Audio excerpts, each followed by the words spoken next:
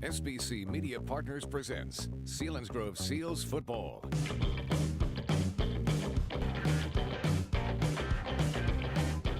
Selinsgrove Seals Football on SBC Sports Live.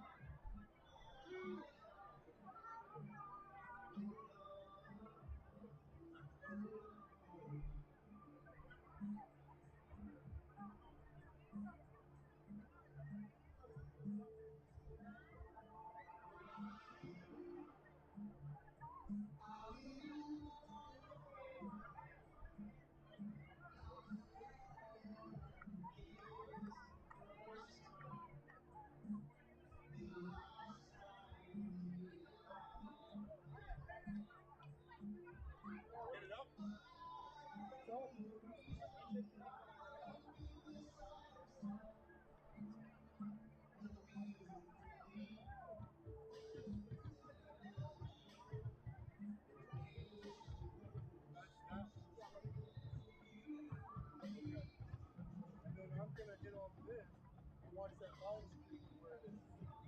Alright, so what am I doing this?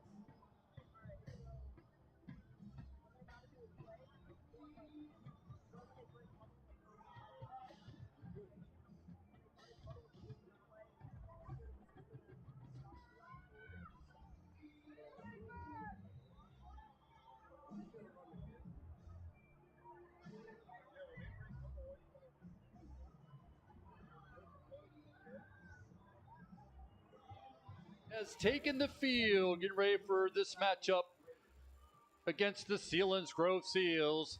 As Selinsgrove looking to get their first win of the 2025 season. Taking a look at the lineup for tonight's game. First, for the Twin Valley Raiders at quarterback is Maverick Foster, just a sophomore in the backfield. You'll see Lucas Myers and Drew Engel. The tight end, Joey Buckle. He's a junior, 6'1", 250 pounds. The flanker is Ryan Remeter. He's a senior at 6'1", 200 pounds. The wide receiver, the explosive wide receiver, number 32, a senior. That's Ben Gundy at 6'2", 175 pounds. Across that offensive line for the Twin Valley Raiders, the center is Jamacamo, and Boswell is a lineman. Sheehan, Miller, and Troutman for the Twin Valley Raiders. So Jamacamo and Boswell, Sheehan, Miller, Trout. We talked about their size up front.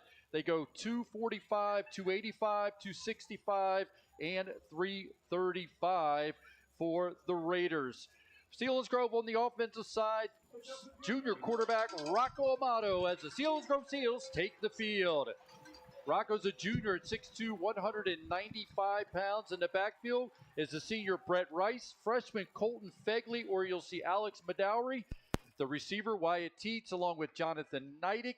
The tight end is Jake Bettle. Up front for the Seals, Hoffman, Magnuson, or Griffin Voss. Dressler, Peters, Portwood, or you may see Caden Oliveri. Ryan, you like what you saw from Caden Oliveri for the Seals a week ago against a good Juniata team. Yeah, he's one of those guys, kind of like Hoffman, that just seemed to be involved in everything, seemed to be around the ball. His focus was there. His energy was there. Definitely made an impact in last week's game. So, yeah, he's a guy we're going to keep an eye on and just see his growth in week 2. On the defensive side for the Twin Valley Raiders, up front will be Gundy and James Alexa.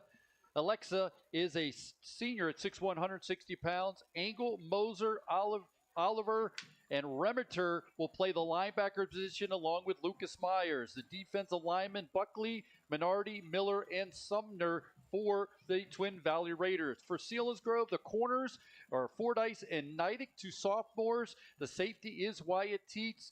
Jake Bettle, Brett Rice, Owen Hoffman, and Logan Dressler, the linebackers. Up front, Mason Vasquez, Landon Magnuson, Jake Peters, and Ethan Portwood. Portwood comes in as a sophomore, 6'2", 235 pounds. Ryan, as the the captains getting ready to take the field, this is when I throw it to you about what's going to seal the deal for victory for the Selinsgrove Seals. Well, I kind of cheated this week, Pat.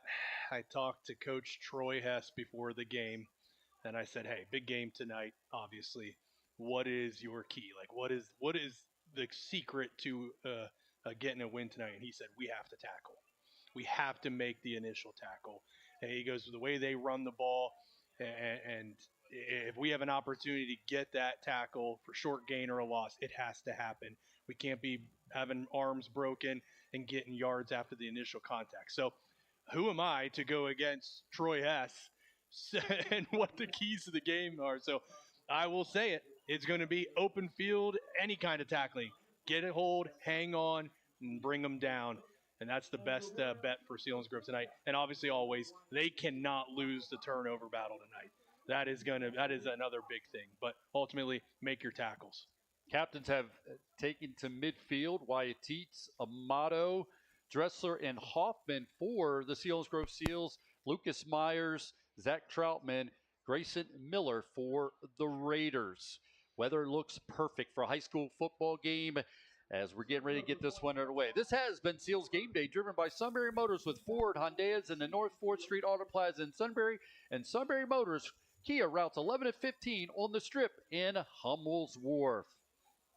Selinsgrove trying to get the first win of the 2025 season as they have back-to-back games, very tough games, better teams in the state with Twin Valley tonight and Jersey Shore next week for the Selinsgrove Seals. But right now, it's all about the Raiders. Now, Selinsgrove, on the special team standpoint, they did struggle in the punting department. Crew Carter coming in, did some punting last week. Also, Dressler does the kicking off for the Selinsgrove Seals. Something that, and you said it, and since we've been covering Selinsgrove football here on Eagle 107, that's since 2009. Something we took for granted, and that's the special teams, the kicking department for Selinsgrove. This year, it's an adjustment, and they're making some changes up front. You know, I'm only in my mid-40s, but my entire life, Selinsgrove has always had good kickers. So, you know, and whether, you know, and we've seen it whether it's the guy doing all the duties, the punt, the kickoff, the PAT, we've seen them share the state title year. You had 2 different guys, one kicking PATs and one doing kickoffs. So, you know, yeah, I know they got a person with what looks to be for every type of kick this year, or as Pat would say, a punch with his foot. They got somebody in each position. And, you know, no surprise, we saw some success last week, especially on the PAT attempt. Very impressive, right down the center. So no surprise there at Selinsgrove is continuing with successful special teams play. Selinsgrove to kick it off to get this one underway on Eagle 107, eagle107.com, and on the SBC Sports Live YouTube channel. This is Genty on the way up the left side, up the right side, and then up right across the hash to the 30-yard line to about the 31-yard line, and that's where the Twin Valley Raiders will take over first down and 10. That was that was Gundy on the return, but decent job up front for the Selinsgrove Seals kickoff team. Now, Twin Valley did have a return for a kickoff last week against Berks Catholic, so I'm sure the special team coach was well aware of that, and they are able to get Gundy down. But the Twin Valley Raiders start outside of their own 30-yard line at the 31-yard line. Quick handoff this time off the left side. Hit initially at the line of scrimmage, and it's still pushing his way for the good gain that time. Drew Engel, the senior at 5'11", 185 pounds. It's going to be a flag on the play, though, as he crossed the 35-yard line to the 36-yard line, and the officials will talk it over. They're going to say it's a penalty against the Selinsgrove Seals, their first penalty of the night. Well, what was the penalty? Because they threw it right at where the tackle was made, clear right in front of us. They saying a face mask? Well, with that, it's going to be a first down after the penalty and run by the Twin Valley Raiders. They will start first down and 10 from their own 41-yard line. Just underway here from Harold L. Bullock Memorial Field. Quick handoff once again, straight up the middle between that good push of that offensive line for the Twin Valley Raiders as Engel gets the carry. He's going to get 5 yards. Second down and 5. Host of red shirts in on the stop. Yeah, the damage there. The damage there.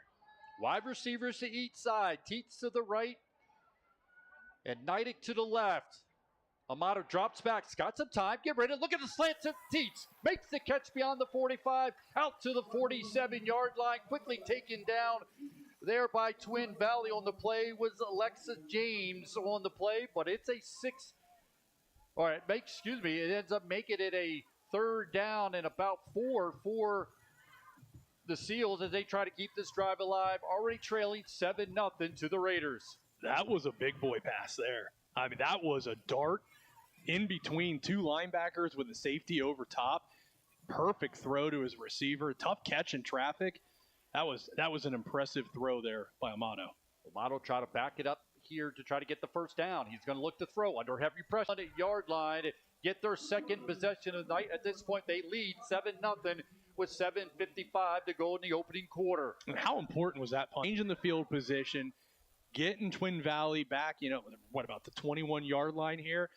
Putting a long field in front of them. So gives your defense an opportunity, to make some plays here. Even if you give up a couple first downs, you can still get off the field and have decent field position.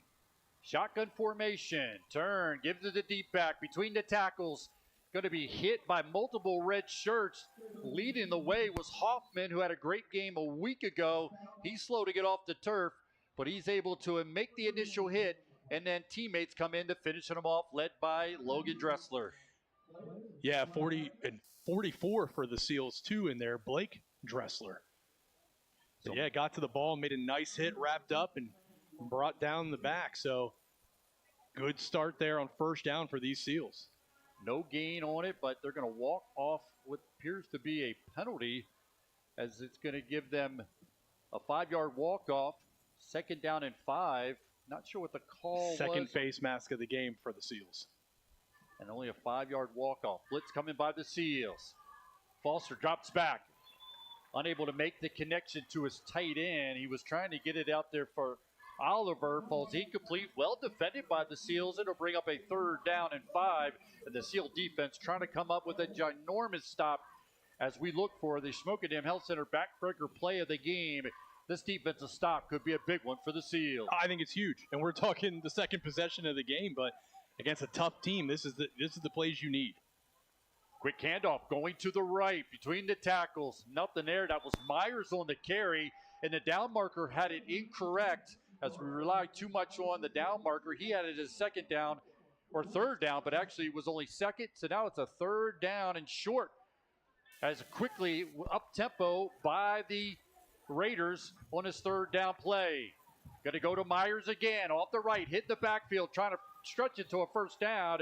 And from where the officials are coming in, they're going to say it's a first down pickup by the Raiders. And that was a massive tackle by Jake Bettle. He got in there, was in the backfield right away, had a good jump, and he was able to grab a hold, wrap up, and take down the running back. Jake Bettle, big play there from him, because after him, there was a little bit of green in front of him. That could have been a much bigger play. Clock moving with 7:09 to go in the opening quarter. 7-0 lead for Twin Valley. Man goes in motion from right to left. He's going to get the pitch. Finds a big hole. He's going to stretch it to the 33-yard line before he's blown up by Wyatt Teets. It was Dressler there first, and Wyatt Teets comes up from his safety position because that looked like that was going to be an even bigger play for the Raiders. Teets, again, from the safety position, great job in the run support. He got there quick. It's not just athleticism, it's his mind, too. He's seeing things, not only just offense, but defense, and there he saw it ahead of time and got there, minimized the gain. Maverick Foster calling out the plays for the Raiders. Blitz coming by the Seals. Man goes in motion. He's going to drop back. Quick throw. Gets rid of it. Out in the flat. Man makes the defender miss. Making the catch for the Twin Valley Raiders was Grundy, the senior at 6'2", 175. But again, a lot of hats getting to the ball to make this a third down again for the Raiders, and they're quickly up to the line of scrimmage. Yeah, Mason Vasquez, first guy there for the Seals. He wrapped up and got some help there from some other Seals as well to bring him down. But here we go, third down again for Twin Valley. Shotgun formation, wide receivers each side. Blitz coming. Try to go to straight up the middle. It's Myers. He's going to have enough for a first down. Spins it, gets it out to the 49-yard line. Also, Neidig and Teets in on the stop, but it's a first down pickup for the Raiders as they don't huddle up. They get right to the line of scrimmage. Up-tempo, similar to what we see from the Jersey Shore Bulldogs over all these years under Coach Gravish up at Jersey Shore. They stay in that shotgun look. Foster calling out the signal. Now looks to the sideline. 5:28 to go in the opening quarter. 7-0 lead for Twin Valley. Got three wide receivers in the formation. Play clock at 5. Foster gets it. Inside handoff. This one's going to go to Engel, and he tries to spin out of a tackle. Not going to be able to. And that's Vasquez making the stop as he's getting his name called multiple times here in this first quarter. And his first tackle for a loss tonight, second tackle of the game. But you got to give credit there to Hoffman. He was the first guy there. He didn't get the tackle, but he did push him back and out, and that's where Vasquez was able to get him and bring him down. So it's a second down and 10. Twin Valley rolling to his left is Foster. Looking, sets up, under heavy pressure, going to get rid of it, and it goes out of bounds. It was the freshman Fegley who was on the pursuit, and he gets a big pump fist from his coaching staff on the sideline, led by Heinzelman, the coach for the Seals. A great defensive play there by the secondary, and a whole nobody open. Coverage was there from a very young Selinsgrove secondary, and some pressure on the QB coming from the backside there. Didn't quite get there in time. That would have been a big hit if he did. Big third down 10 play for the Seals defense. Handoff goes to Engel, bouncing it outside, up the right sideline. A lot of speed before Teets is finally able to push him out of bounds inside of the Selinsgrove 25-yard line down to the 20-yard line on the run for the Raiders. Touchdown, saving tackle there by Teets. Beautiful play by Twin Valley. That was executed. Man, they just missed direction there, and it was an easy opening. Back up to the line of scrimmage, but the whistle will blow before we get this first down and 10 play called. They're going to say it's a false start against the Twin Valley Raiders. Selinsgrove Football on Eagle 107 is sponsored in part by Purdy Insurance, Smoke and Dam Health Center, and Jet Residential. I'll tell you, Pat, what scares me is Selinsgrove really has to help with their cornerbacks in that run and the safety. It's gonna open up the passing game at times if they get caught off guard on what they think is a running situation. Man goes in motion. Myers gets the call. Off to the right. He's got lots of room. To the 5, to the goal line. Touchdown for the Raiders. Little bit of over pursuit there. Selinsgrove tried to take away the edges, but that play was designed to go up the middle. Not much resistance there. Teets diving, trying to make that tackle from the safety position, just not able to trip him up. And Twin Valley, just another couple big plays on that drive is what really fueled it. And now they're looking to be up 2 scores. Extra point attempt will be by Schaefer. He made his first one as the ball's down. Kick is up, and the kick is good. Improving the lead for the Twin Valley Raiders to 14-0 as they get 2 first quarter scores. The first one came on a 4-play drive, 69 yards, and it was finished off by a 38-yard touchdown run by Engel. This is Myers who's able to take it in for the score for Twin Valley, again, with the extra point being good, it's a 14-0 lead with 4:24 to go in the opening quarter. Seals going to have to try to answer in a big way, try to put a possession together to try to minimize this explosive offense of the Raiders. Selinsgrove's defense is doing some good things there. They need to eliminate that big play. But, I mean, they got Twin Valley in third down 4 times already here in the first quarter. So it's not like Twin Valley's just going through butter here. Selinsgrove giving good resistance, to actually doing a really nice job where they're outsized at the line of scrimmage. But, man, some misdirection there. That really makes things tough. And that's where Twin Valley's had their success, a little bit on the play action, a little bit on the misdirection. Twin Valley a week ago were able to beat Berks Catholic 46-19, so they're getting off to another good start. But now we got to look for the Selinsgrove offense to try to put a possession together, cross lines, move chains. And it's going to be an onside kick. It doesn't go 10 yards, and now it does. And Selinsgrove looked like they were able to jump on top of it. Selinsgrove realized you don't have to let it go 10 yards. You can go up and jump on it. And Selinsgrove very fortunate to come away with that onside kick attempt by the Twin Valley Raiders. What's the call here? Because Twin Valley came up with the ball. They have the ball. And if it didn't go past the 10 yards, then it will be Selinsgrove ball. But if Selinsgrove touched it before the 10 yards and then Twin Valley gets it, which kind of might have looked like what that was there, Pat. But now they got the officials talking. Now they're going to say it is Selinsgrove ball. All right, deal. That last possession for the Twin Valley Raiders was a 12-play, 79 yards, took 3 minutes and 31 seconds, 25-yard touchdown run by Myers. The extra point good, 14-0 lead for the Raiders. That's the Selinsgrove Ford drive summary.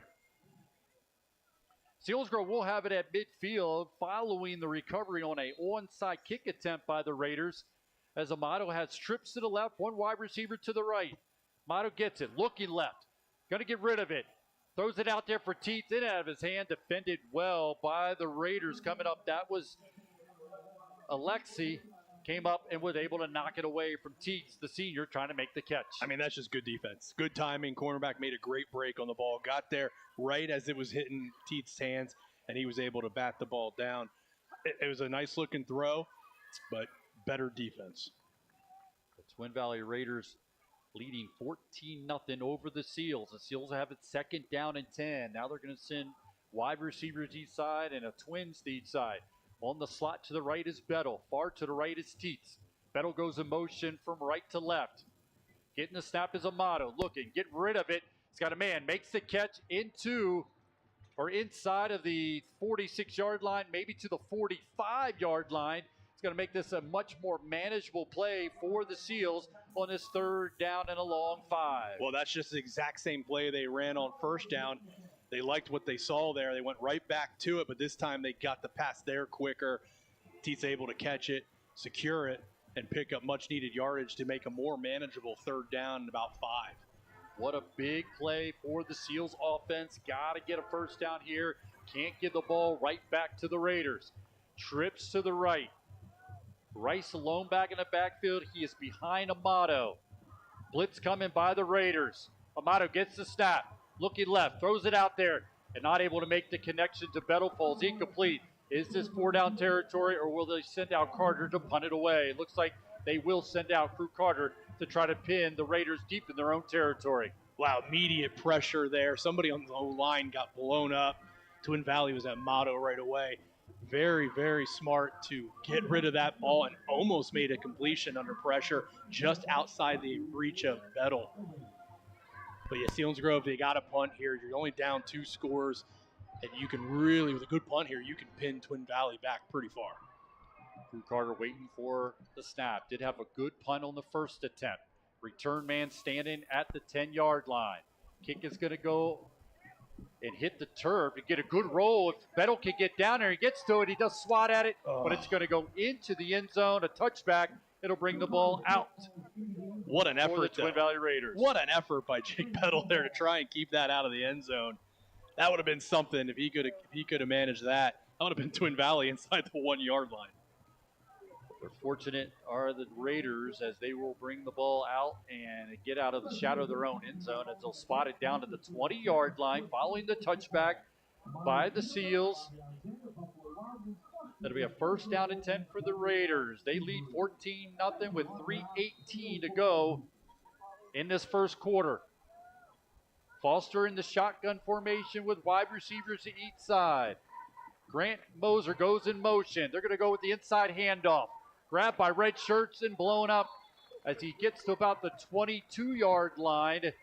Coming up bottom of the pile for the Seals. Looks like Owen Hoffman and a host of red shirts. Yeah, actually, I think first there was Crew Carter. I think he was first in there to get that tackle. But you're right, Hoffman came in as well and helped finish that off. The linebackers, Dressler and Hoffman in the middle.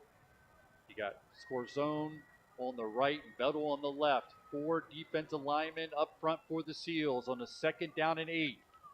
Foster gets it. Now he's going to pass. Throws it. He's got a man wide open. It's going to be a touchdown for the Raiders. Touchdown catch made by Grundy on a slant, and he's going to take it in for the score.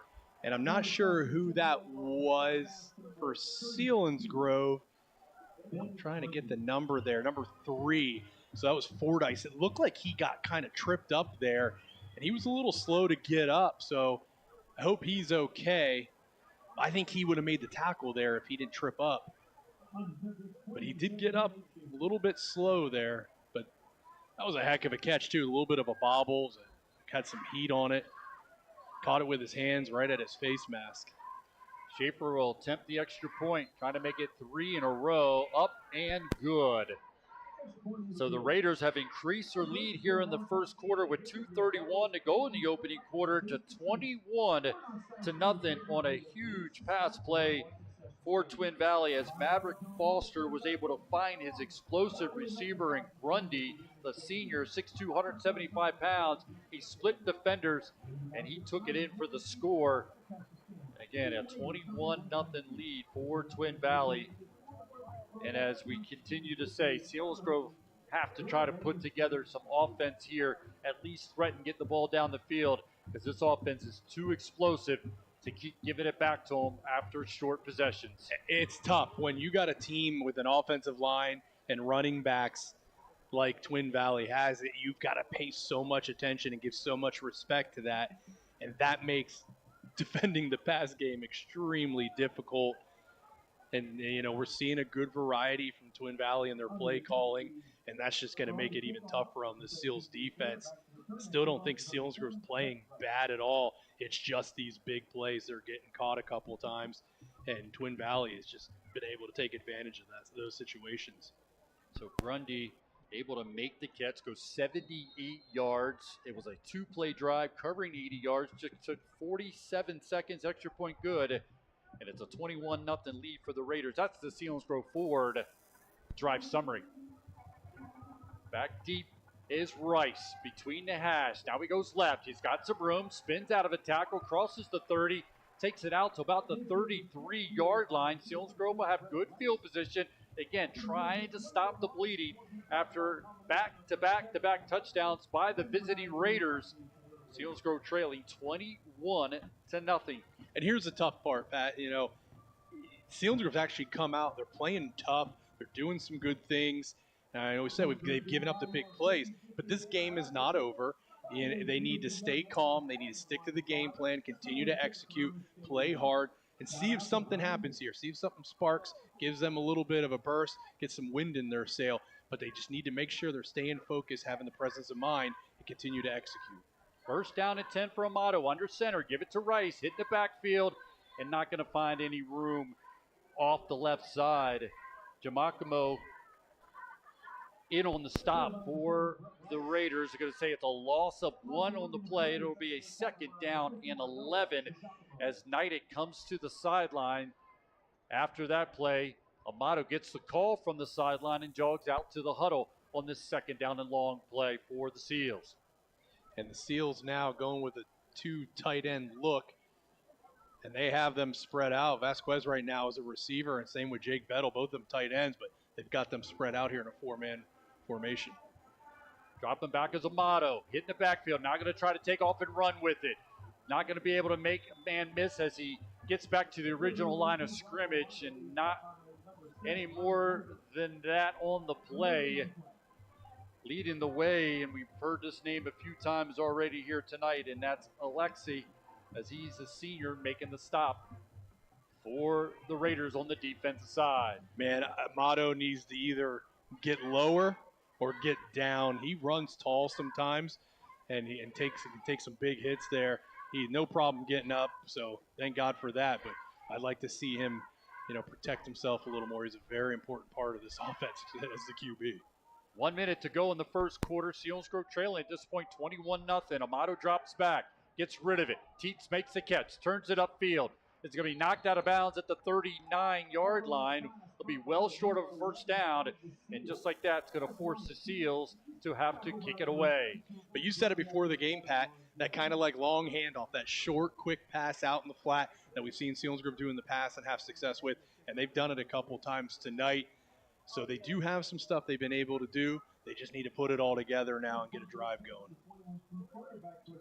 But this one stops after the tackle by the Raiders, well short of a first down. So Crew Carter will have to punt it away. The explosive return man, Grundy, standing at his own 25-yard line. Twin Valley showing a lot of pressure here. It's going to be a fake, and they read it all over the place, and it's going to be a stop, a loss on the play. Give the ball back to Twin Valley as it went right to Jonathan Neidig, and he never had a chance. And this is going to give Twin Valley the ball inside Selinsgrove 35-yard line at about the 33-yard line, looking to increase on their 21-0 lead already on the Seals on a short field. I like the call. I mean, I think they need something. They need a spark. They need something that'll be positive. You got to play to win. You don't play not to lose. And that was nothing conservative there by the Seals. They're trying.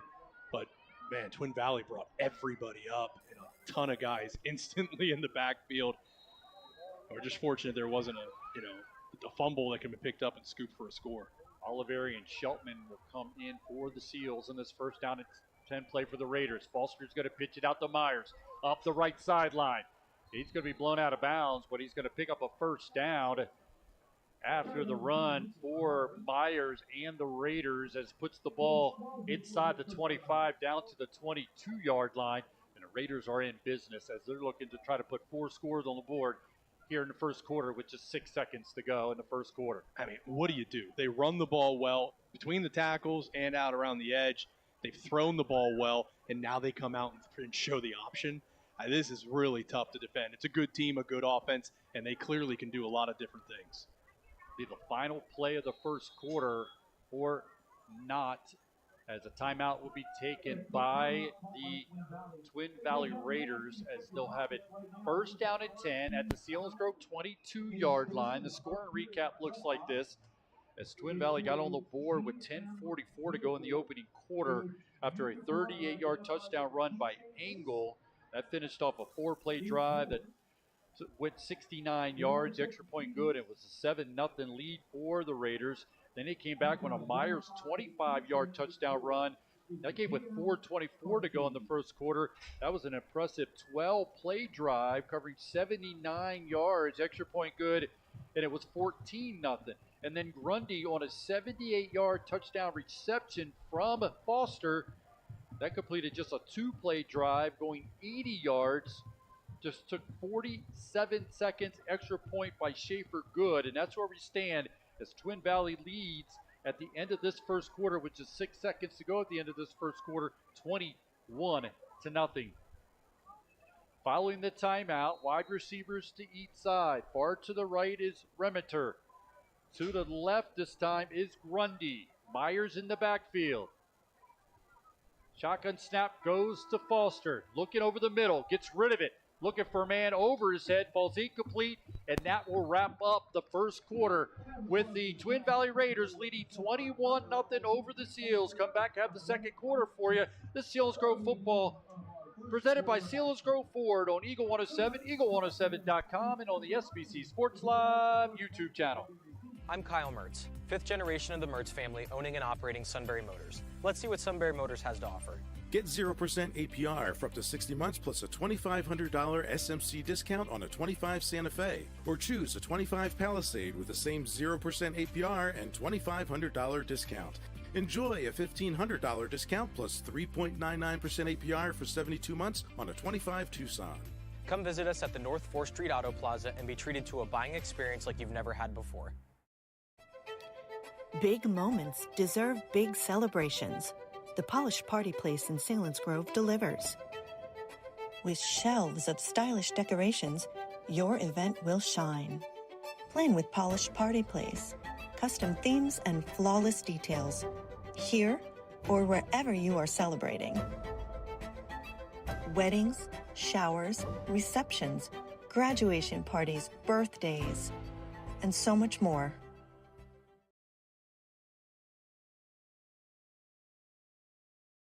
Seals football on SBC Sports Live is sponsored in part by Wise Market, Polished Party Place, and Selinsgrove 4. Moved into the second quarter, 21-0 lead for the Twin Valley Raiders. They are in business deep in Selinsgrove territory at the 22-yard line. Shotgun for Foster. Give it to Angle. Angle between the tackles. Hits and spins. Stresser on the stop. Gets help from Hoffman. It's a short pickup for the Raiders. Good gang tackling there, got to the ball. And, you know, Coach has said before, Troy has said before the game that, you know, they're going to have to wrap up and make tackles. I feel like they've done that. These touchdowns haven't been broken tackle plays.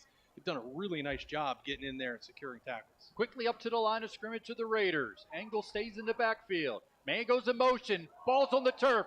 Picked up by Twin Valley. They're going to say it was a pass because he threw it forward, did Foster, as he was trying to get it to Shanahan, but it falls incomplete. Fortunate for the Seals. It looked like there was some room on that left side for the Raiders.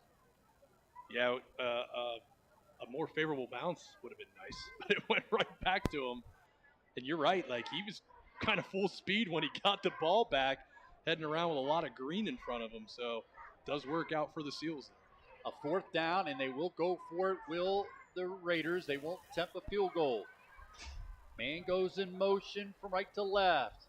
Foster rolls out, looking deep into the corner, not going to find his receiver out there. Defended well that time by Fordyce, falls incomplete, and Selinsgrove is going to get the ball turned over on downs, and you got to celebrate that moving into the second quarter. Oh, absolutely. It's our quarter now, man. First quarter was theirs, second quarter is ours. Let's use that great defensive play there and take that energy, put it in on offense. Won't be surprised if you see a little bit of those quick passes out in the flat here, because they've had some success there. They have had some success with the slant route early on too, but we haven't really seen a lot of Brett Rice yet, and we haven't really seen a deep throw yet, which Amato has shown in the scrimmage and in week 1 that he's got some really nice touch on that deep throw. First down and 10. Amato goes. The ball's on the turf. Hits the turf. Is there a whistle blown? Haven't seen who's getting the ball. The referee doesn't come up and tell us. They're not pointing to the ground. And finally, in some kind of yawner here, they finally say it's Twin Valley ball. I still have not fully gotten the call yet. Well, the one guy looked like he pointed that he was down, which I was kind of like, what? It might be something in our favor, because I definitely think it was a fumble. But have they pointed yet? Nothing. They've given us no signal. So we're going to go body language. And the body language is that Twin Valley offense is right back out on the field, and Selinsgrove defense is back out following the fumble by the Seals. Seals had one turnover a week ago. That was an interception. This is a fumble right back to the Raiders after Selinsgrove comes up with the stop on downs, but give it right back. This is Foster rolling to his left, trying to get to the edge, turns it back up, dances around the 15-yard line, and finally thrown out of bounds. Now he fumbled. And that stayed in bounds. And there's a flag thrown as well. Now, if they're going to say he was tackled outside, out of bounds, boy, that's nothing like what Selinsgrove happened over here when the guy got thrown, when Carter Crew was on the kickoff return and got thrown out of bounds into the white. Yep, they're going to say a personal foul against the Selinsgrove Seals. Going to walk that one off. And just like that, the Twin Valley Raiders are going to be inside of the 10-yard line, in business on a first and goal to go from about the 8-yard line. Hey, we got to give some credit there to Nash Fordyce. His job there is to make sure that he turns the running back into the linebackers. And what a great job of containment he did, and then got in on the tackle as well. Man goes in motion, but it's an inside handoff to Myers between the tackles. Goal line, touchdown. The Twin Valley Raiders get it back after a turnover after Selinsgrove defense had come up with a stop on downs. But the Raiders get it back, and following the penalty, they put it in for a score. to take a commanding 27-0 lead, waiting for the PAT. Yeah, tough run there. Some shiftiness there. He got skinny, found a small crease, got through it. And then, once he got past the linebackers, he only had to go about 4 yards to find the end zone. And just impressive offense from Twin Valley. The extra point is up, and it's good by Schaefer. So, granted, the Twin Valley Raiders explosive in a short field that time following the turnover, and they take it in for the score to increase their lead to 28-0 with 11:05 to go in the second quarter. Chance. Buy the best pre-owned vehicle from the area's #1 certified pre-owned Ford dealer, Selinsgrove Ford. Selinsgrove Ford at the Bridge in Selinsgrove and at selinsgroveford.com.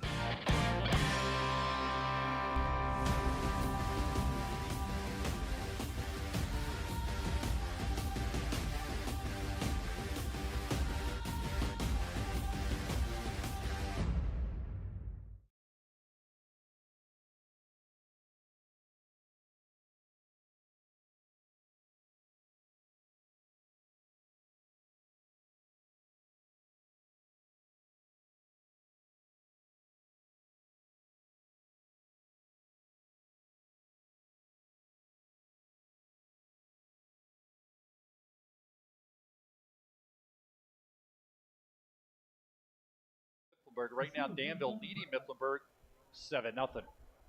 Here it's 28-0 lead for the Twin Valley Raiders following their two-play drive that covered only 19 yards and took 15 seconds. The extra point good. It's a 28-0 lead for Twin Valley. That's the Selinsgrove Ford drive summary. Brett Rice taking it off to the right. Gets away from a tackle. Still going up the right sideline. Fights his way beyond the 25, close to the 29-yard line. A big run back by Rice. A lot of that all on his own. Yeah, just tough senior leadership there. He was refusing to go down, and that's crucial. I mean, they need some positive things. Keep the spirits up. They are down 28-0 early here in the second quarter, so anything positive right now is super important for the SEAL squad, as they got a lot of football in front of them. By the way, got a text and a shout out from a friend of yours and mine, Amanda Friend, and she says, love listening to you guys. Can't make it tonight, but I love listening to you too. I always appreciate her support. We always love our listeners checking in here on SBC Sports Live or on Eagle 107. Quick throw, almost picked. Trying to get a quick throw out there to Neidig. Unable to make that connection, and almost interception made by Moser, but it does fall incomplete, and Moser gets up a little ginger after he tried to go across his body. Fell awkwardly, but it does fall incomplete. It is second down at 10 for the Seals. Yeah, the tough pass there. Wasn't a whole lot of room. Amato only put it, though, where that was it Neidig there? Yep. Yeah, where only Neidig could have possibly gotten it, although it went through pretty far because of the velocity behind it, and the safety almost made a diving interception, but nothing going, though, there in that play. Trips to the left for Amato. Rice alone back in the backfield. Amato gets the snap, looking left, heavy pressure, rolling to his left. Got multiple guys chasing him down, trying to throw it to score zone. Flag. There's got to be a flag incomplete. There. I'm sorry for jumping over you. I mean, the receiver's coming back hard for the ball. It's thrown out of bounds. He's out of bounds when he's even attempting to make the catch. And it was a late push on top of it, and it was out of bounds. How is that not a flag? Well, the end result, it's a third down and 10. Again, the Twin Valley's last score was a two-play drive covering 19 yards. Myers takes it from 8 yards out. It's his second rushing touchdown of the night. 28-0 lead for Twin Valley. That's the Selinsgrove Ford drive summary. Third down and 10 for the Seals. Teets goes far to the left. Neidig to the right. Score zone goes in motion. Amato looking over the middle. Gets it to his receiver and then knocked out of the hands of his intended receiver. That's Sassaman, who he's looking to get it to, the sophomore, but it falls incomplete. Fourth down, and the punting team is going to jog out onto the field. Yeah, what an effort, though, to come back and try and make that catch. Little bit underthrown there. The Sassaman making a great effort there to try and get it. But defense was there to hit him as he came back for the ball. And it's going to hit the turf, and Selinsgrove 4th and 10. And you're too deep in your territory to even go for it here. Definitely have to punt. They faked on their last one. Not going to see that here for the Seals. Crew Carter gets a good snap. No pressure, and he gets it away. Decent kid's going to hit the turf, but takes a good bounce for the Twin Valley Raiders and finally spotted down by the Seals as Logan Dressler gets down there and puts a hand on it. Back to the Twin Valley Raiders, leading 28-0 over the Seals. And Carter needs to realize, just stick to his normal motion. That wasn't a bad punt. It wasn't as good as his first punt. But again, he had a lot of time there, so he took his time. And I get that you want to let your guys be able to get downfield. It definitely helps with coverage. But I feel like it kind of takes him out of his rhythm every time I've seen him do that. Doesn't quite get the punt that he's capable of doing. Twin Valley back on offense. Handoff, jet sweep to the left.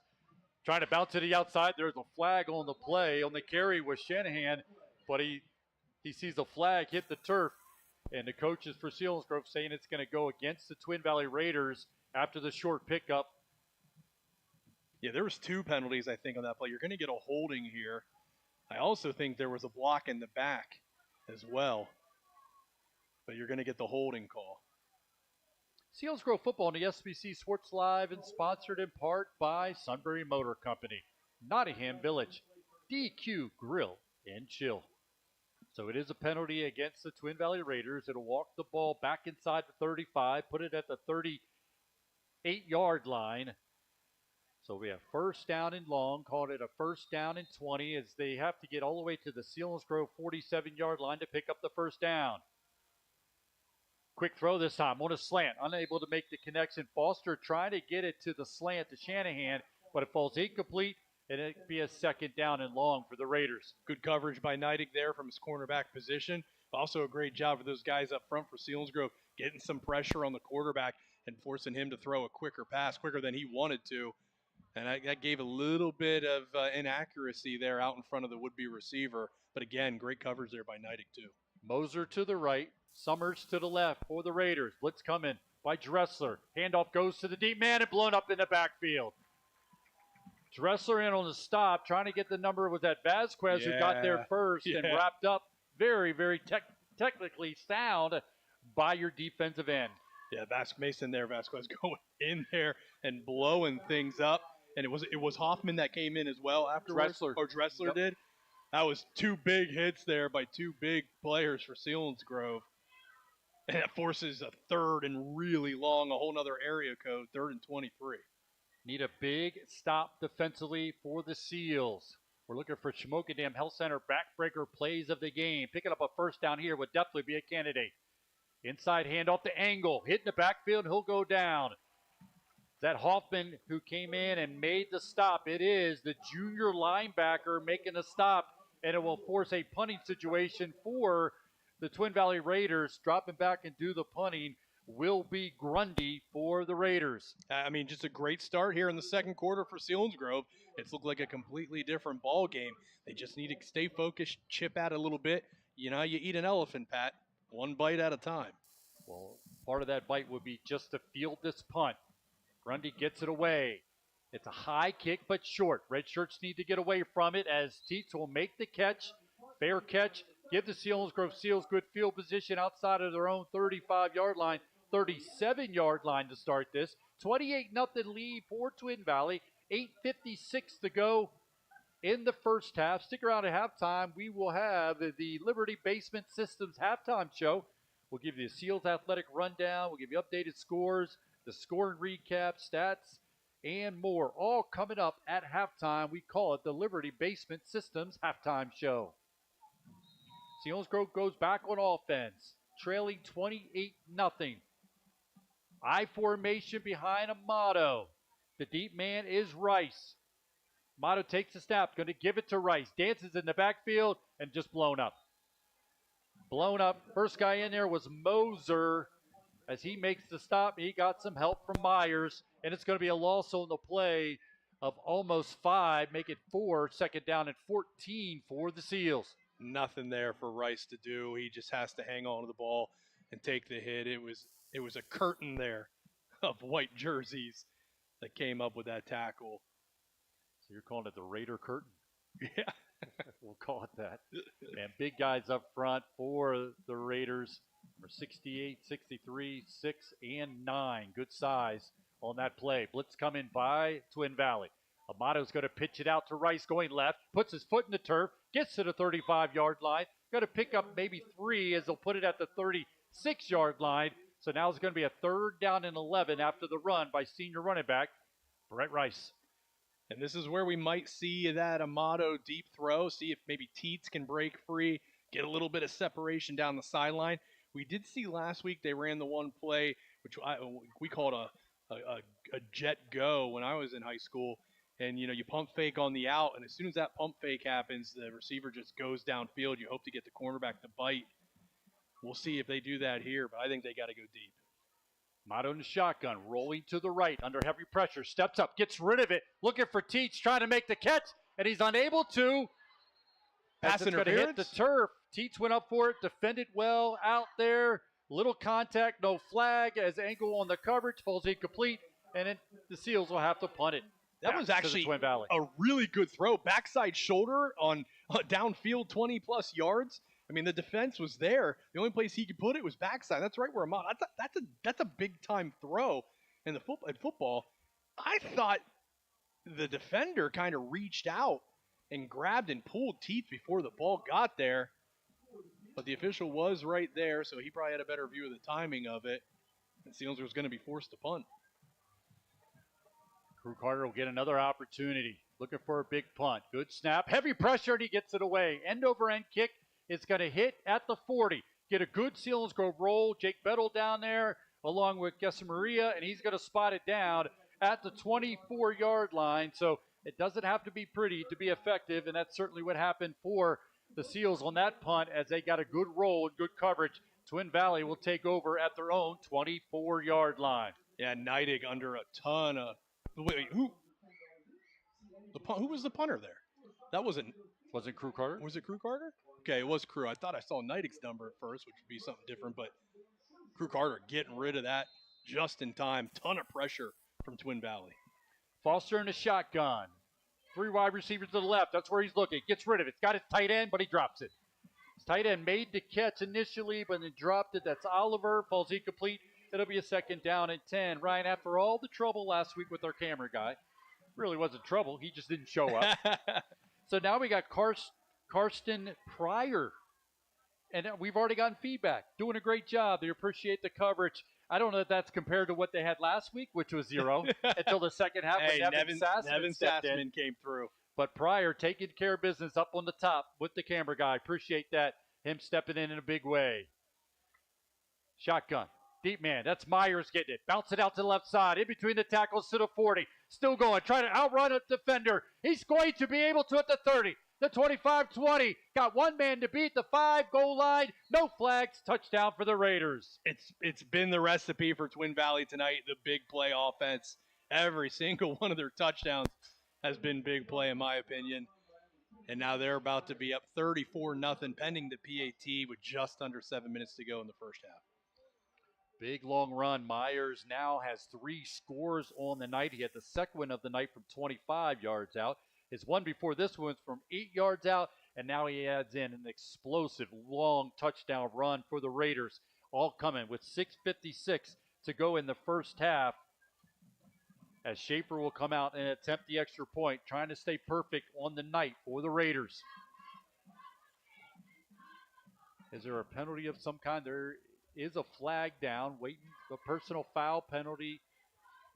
It might have been, there was a little bit of a block, kind of unnecessary at the end of that play. It wasn't in the back. Now, it was after the play, so it is a touchdown, and they'll take it on the kickoff was the signal we got. So, again, a long 76-yard touchdown run by Myers, his 3rd of the night, as Schaefer will attempt the extra point. Fumbled snap, but gets it down, and it's up, and it's good.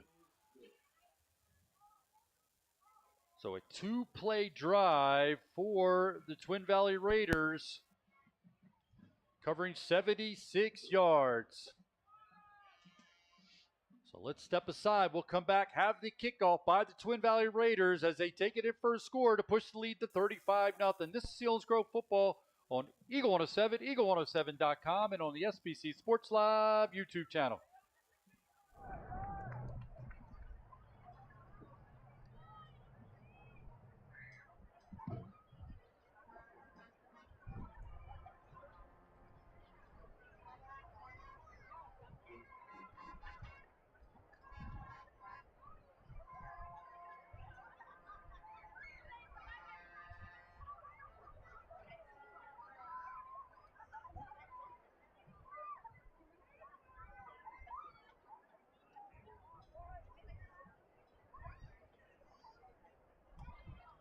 Due to that celebration penalty, kickoff will be on the 25 to the Seals. Football on Eagle 107 is sponsored in part by Liberty Basement Systems, Countryside Landscaping Service, and Tri-County Tag. 35-0 lead after a two-play drive that covered 76 yards.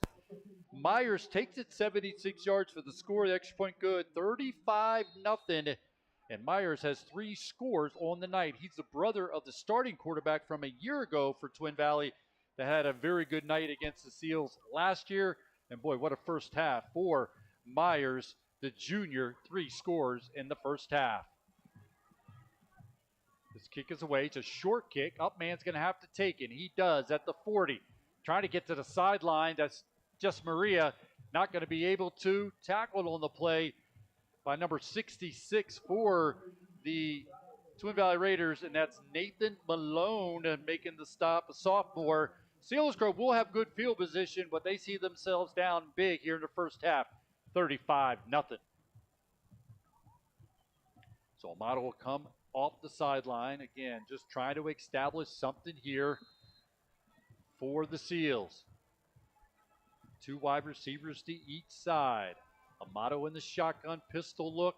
No safety look for the Raider defense. Amato drops back, looking out to the right. Got Beto out there. He makes the catch, gets maybe 2 yards, and tackled immediately in front of the Raider sideline. That was Oliver making the stop. Hey, it's a positive play. It's downfield, got some yards on it.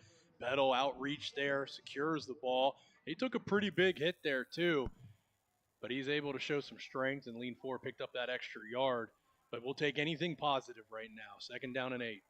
Anything positive would be to be able to pick up another first down. They only have 1 on the night, and that came in the first play, offensive play for the Seals. Looking to try to get one here, but they have it 2nd down and a long 8. Does Amato, drops back. He's got some time, looking over the middle, trying to get it to Bettel. Bettel tries to adjust, defended well, falls incomplete, and not able to make the connection. It was Rementer on the coverage. Underthrown that time as Bettel was streaking between the hashes. Yeah, and Bettel got a little bit of separation there as a tight end on the safety. And, he's downfield, and a perfect throw would have to be made. But like you said, a little bit underthrown. Bettel's showing some great effort to try and come back and get it. Unable to, though. 3rd down and a long 8. 3rd down and 8, as you called it. Hoffman will line up over the ball as the center for the Seals. Teets far to the left with Bettel in the slot. Just Maria goes in motion. Amato gets rid of it, trying to find Teets. Going to short arm it, falls incomplete, and it'll be a 4th down as Teets tried to come back for the ball. The underthrown pass, unable to. And it's a 4th down, and Crew Carter will have to come out and punt it back to the Raiders. Twin Valley was all over that. The Selinsgrove has shown, like, when they need some yards, they're going to that out. They would have completed that. It would have put them like maybe a 4th and 3. Probably would have gone for it there, been more at midfield. But Twin Valley had 2 guys over top of Teets there. That just was not happening. 1 man drops deep for the Raiders, standing at a 21-yard line. That is Grundy waiting for the Crew Carter punt. Now we have a legal substitution, so this is going to be a walk-off against the Selinsgrove Seals. This is something they struggled with last year. They had a lot of issues in the special teams department, had to call a lot of timeouts on extra points. And here you're getting guys coming in, had personnel issues, too many guys, so they get a penalty and have to walk that one off to make this an even more difficult or need of a good punt by Crew Carter. High snap. He goes up and gets it. Gets it away. That's a good punt. Yeah. Grundy's going to have to call fair catch and makes it, falls to the turf at the 28-yard line. Raiders will take over 1st down and 10. They lead 35-0 with 5:49 to go in the first half. Well, 5:49, Pat. That is a lot of time still. But, man, it'd be nice if this defense could get out here, make some sure tackles, force a punt, let Selinsgrove get the ball and try and make one go at it to try and score before halftime, and they would receive the ball to start the second half. So looking for anything positive, see if they get it on the defensive side. Going in motion is Moser. Moser gets the call, going left, got a big hole. He's into the second level, tackled about 9 yards after the carry. It was Vasquez on the stop in front of the Red Raider bench. But the Red Raiders are going to, I keep calling them Red Raiders, but just the Raiders because they're actually green and white. So I don't know other than Lords on my mind, but Raiders get. Well, if you mix green and white, you get red, Pat. Oh, that's it's true. Christmas.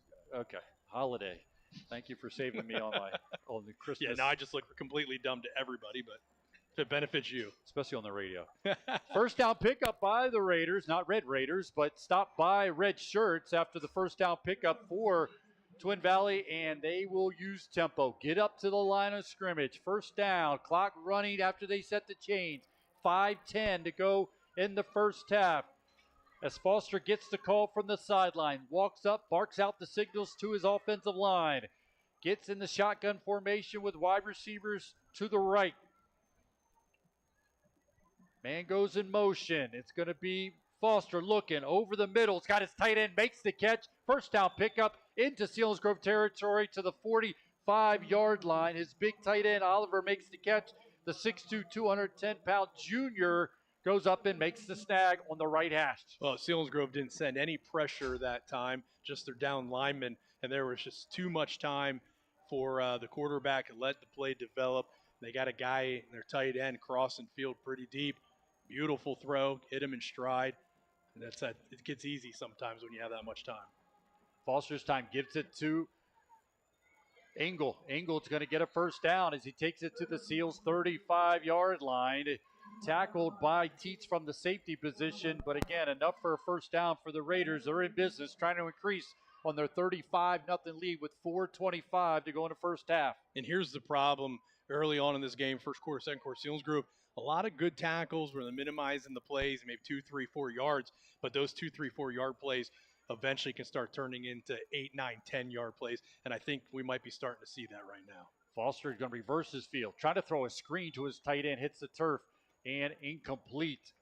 He had a wall of white shirts ahead of him. He's able to make that catch, but he's not able to. Falls incomplete. Second down and 10 for the Raiders late here in the first half. So, Pat, right now it's mercy rule, but the clock wouldn't start running till the second half. If Selinsgrove were to score and get this under 35, is it still stay in the mercy rule, or it has to be that at halftime? It has to be that going into the second half, absolutely. Selinsgrove trailing at this point 35-0 with 4:04 to go in the first half clock.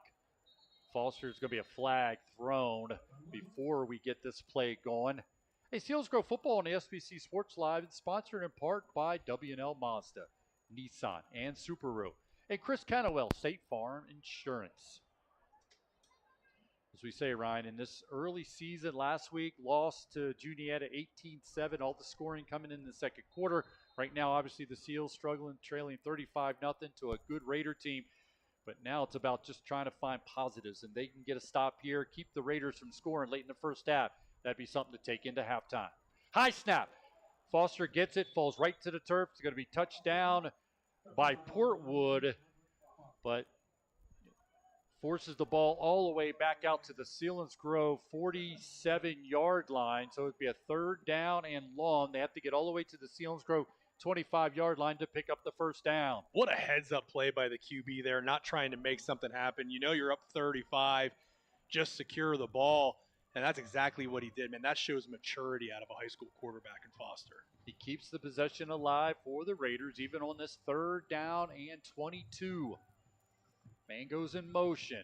Foster drops back all day looking, gets rid of it. It's got his big tight end, making the catch to the 40. Still going, grab from behind, wrestles away from two tackles, and finally being taken out of bounds by Bettle. But that's a big boy run as he takes it to the Selinsgrove 21-yard line. On the catch and run was Buckley as he bucked his way down the field for a big first down for the Raiders. And I'm calling cap. He is not 6'1", 250. He might be 6'1", but that dude's a lot bigger than 250. As he makes his way to the sideline and the field tilts towards his way as he's standing on the sideline. That's a big dude. His football helmet is a igloo cooler. As we'll get stoppage here, timeout taken by the Selinsgrove Seals. Again, you want to stick around at halftime. We'll bring you the Liberty Basement Systems halftime show. We'll give you the scoring recap of this first half. We'll also give you the Seals athletic rundown as the teams are getting into full tilt across the Selinsgrove School District. Also, we'll give you the stats from our stat man, Zach Showers, and we'll look to the Smoky Dam Health Center backbreaker play of the game and get ourselves ready for the second half of the game that Selinsgrove has not been able to get on the board. They trail 35-0 to the Raiders. Updated scores of other games going on around the Valley. 21-7 lead for the Jersey Shore Bulldogs over Del Val. Lime Mountain shutting out Newport 26-0. Shamokin shutting out Lake Lehman 35-0. And Williamsport staying with the same motto as they lead Hazelton 7-0. Looking down at Danville. Danville trailing Mifflinburg 15-14. That's in the second quarter. Bloomsburg leading Central Mountain 7-0. Those are other games going on around the Valley. Keeping an eye on games in the hack. So first down and 10 play following the timeout. A reverse this time. Going to the right is Moser. To the left. He's got a wall ahead of him. He'll take it in for the score. Touchdown for the Twin Valley Raiders. I mean, if you're able to watch that at home, the play fake on that on the reverse, I mean, so well done, protecting the view, whether or not he has the ball. And everyone on that defense bid on that. And it made it an easy touchdown on the opposite side of the fake for Twin Valley. And for the score, another person adding their name to the scoring column for the Raiders as Schaefer will attempt the extra point. It'll come off of the hold of Gavin Foster. The hold down, the kick is up, sails to the upright, and another extra point good for Twin Valley, increasing their lead to 42-0 over the Seals with 3:08 to go in the first half.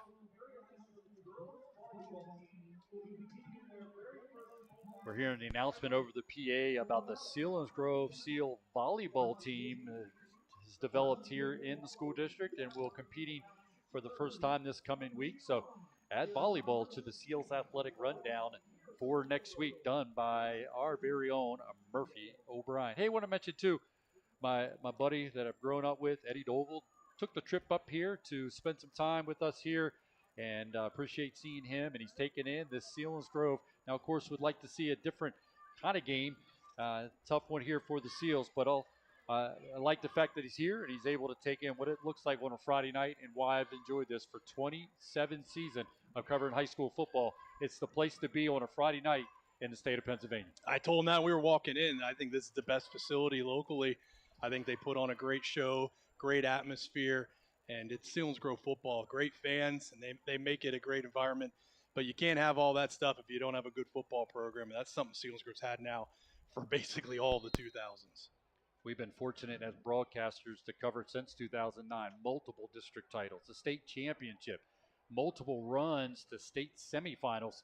Tonight not necessarily happening, but going up against a good Twin Valley Raider team. Return this time is just Maria. He's trying to get to the edge. He's met at the 25-yard line. He'll go down there, making the stop on the kickoff covered team was Zelinsky. He's just a sophomore. He makes the stop on just Maria's return. But it's a 42-0 lead for the Raiders. But the Seals will have it at their own 25-yard line, which is 3:01 to go. That last scoring drive for Twin Valley, 8 plays, covered 73 yards, took 2 minutes and 41 seconds. Moser takes it on a reverse for 21-yard touchdown run. The extra point good. It's 42-0 lead for Twin Valley. That's the Selinsgrove Ford drive summary. Amato looking at the wristband. He's got guys lined up to each side. Turn, give it to Rice. Tiptoes through. It's going to try to fall forward. He does.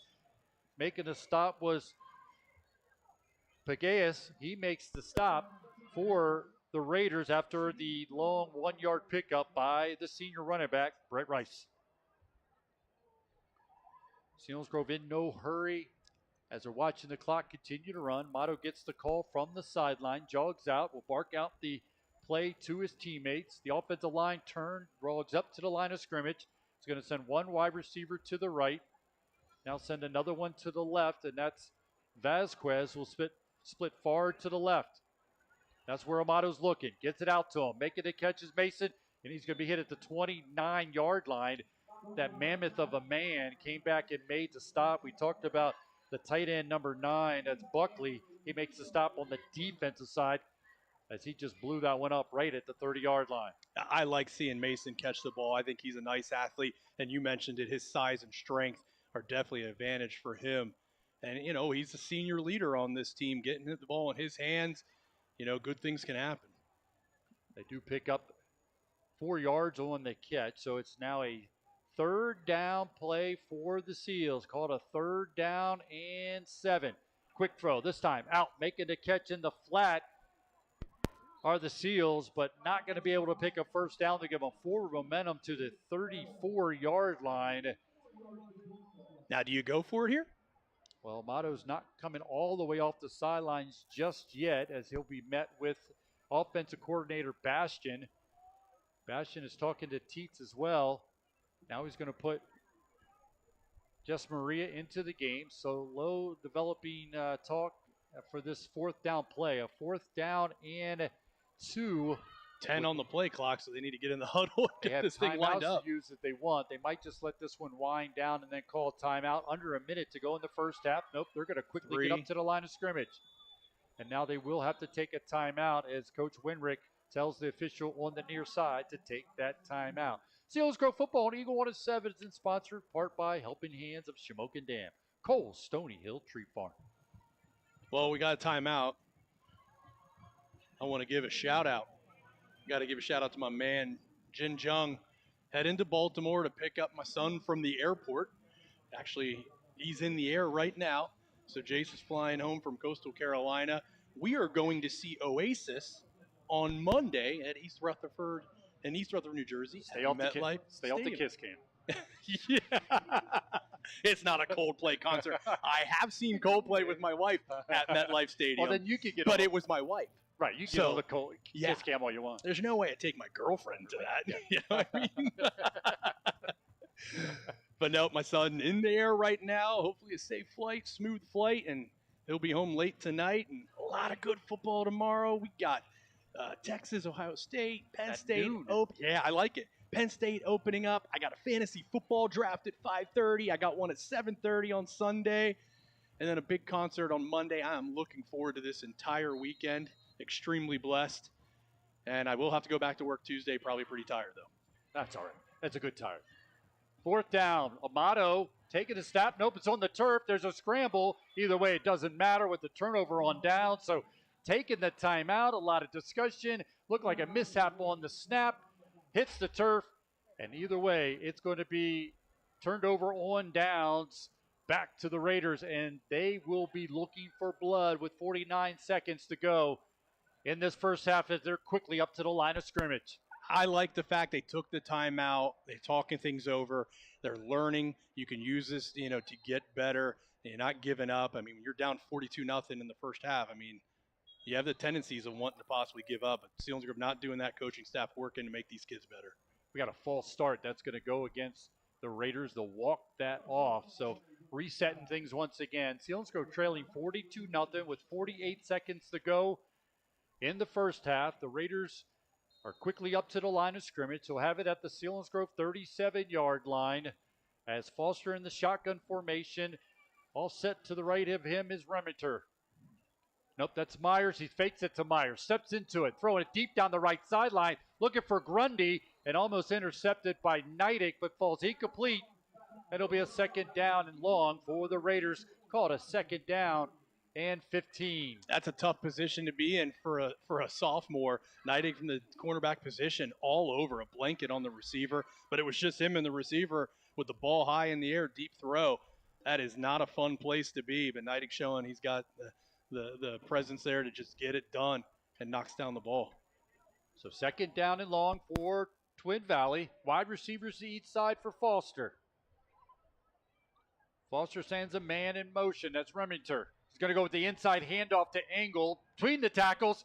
And a saving tackle by Teets looks like made the stop. But Engel is able to take it to the Selinsgrove 25-yard line. 3rd down and short, and up to the line of scrimmage are the Raiders.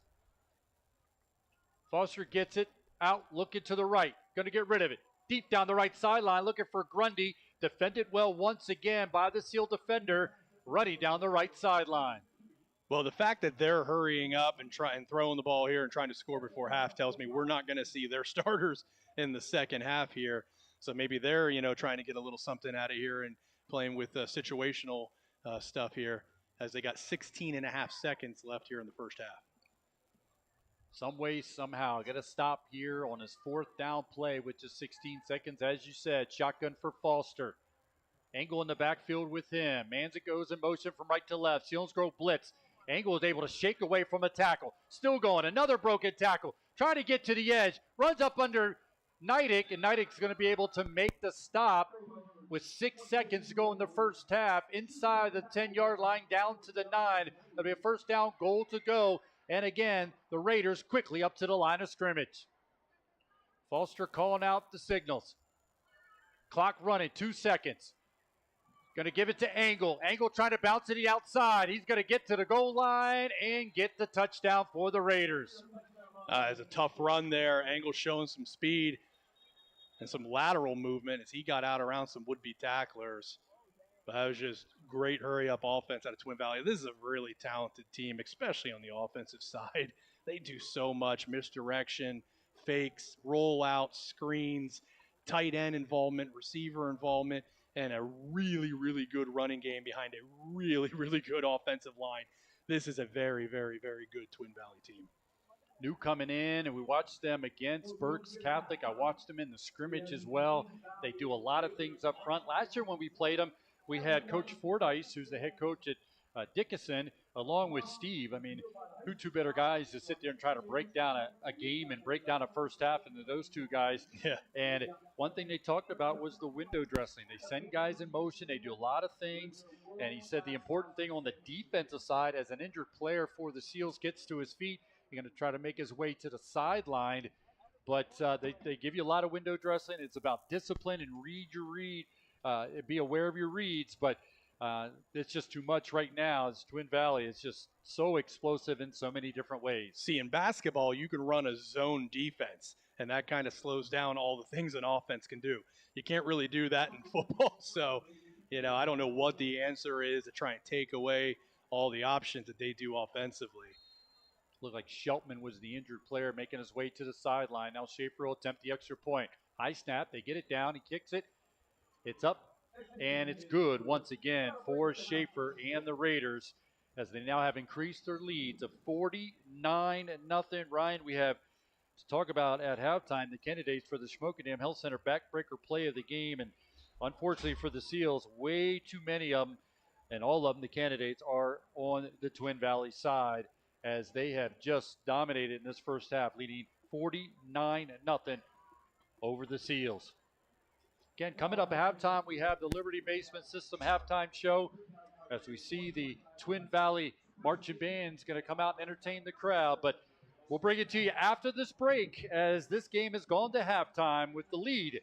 Twin Valley 49, Selinsgrove 0. This is Selinsgrove football presented by Selinsgrove Ford on Eagle 107, eagle107.com, and on the SBC Sports Live YouTube channel. Troy Zerman, head coach, meet my team. Trevor Mitros, tight end. James Stokes, linebacker.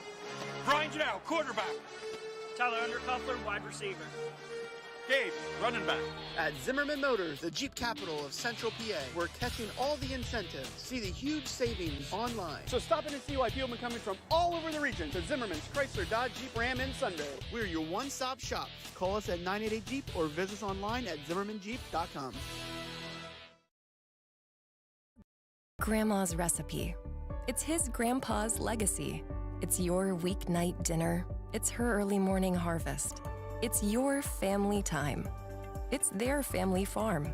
For more than 100 years, Wise Markets has stocked our shelves with produce and dairy products from local farms. And when you want to give your family fresh, high-quality food, you can trust the stores that carry our family name.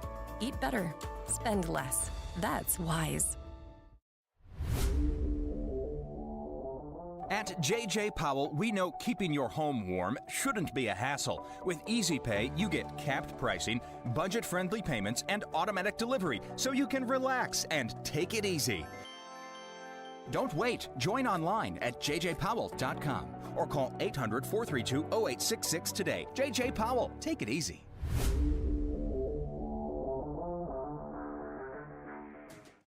The Subaru A Lot to Love event going on now through September 2nd at W&L Subaru.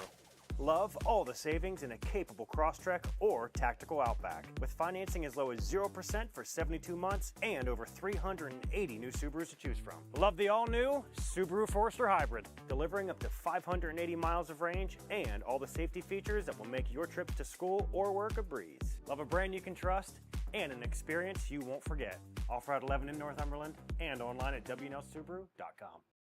Today, everything from work to play and everywhere in between needs energy. And E.H. Kleckner in Montandon has just the thing, Form Energy. It's the better choice for sustained energy and focus to go the extra mile. Choose your favorites from 4 highly tested flavors, including Screamin' Freedom, Grape Smash, Orange Fury, and Blue Blitz. Form Energy offers mental focus and hydration so you can unlock your full potential with 200 milligrams of caffeine and 0 sugar. Get Form Energy today at your favorite retail account.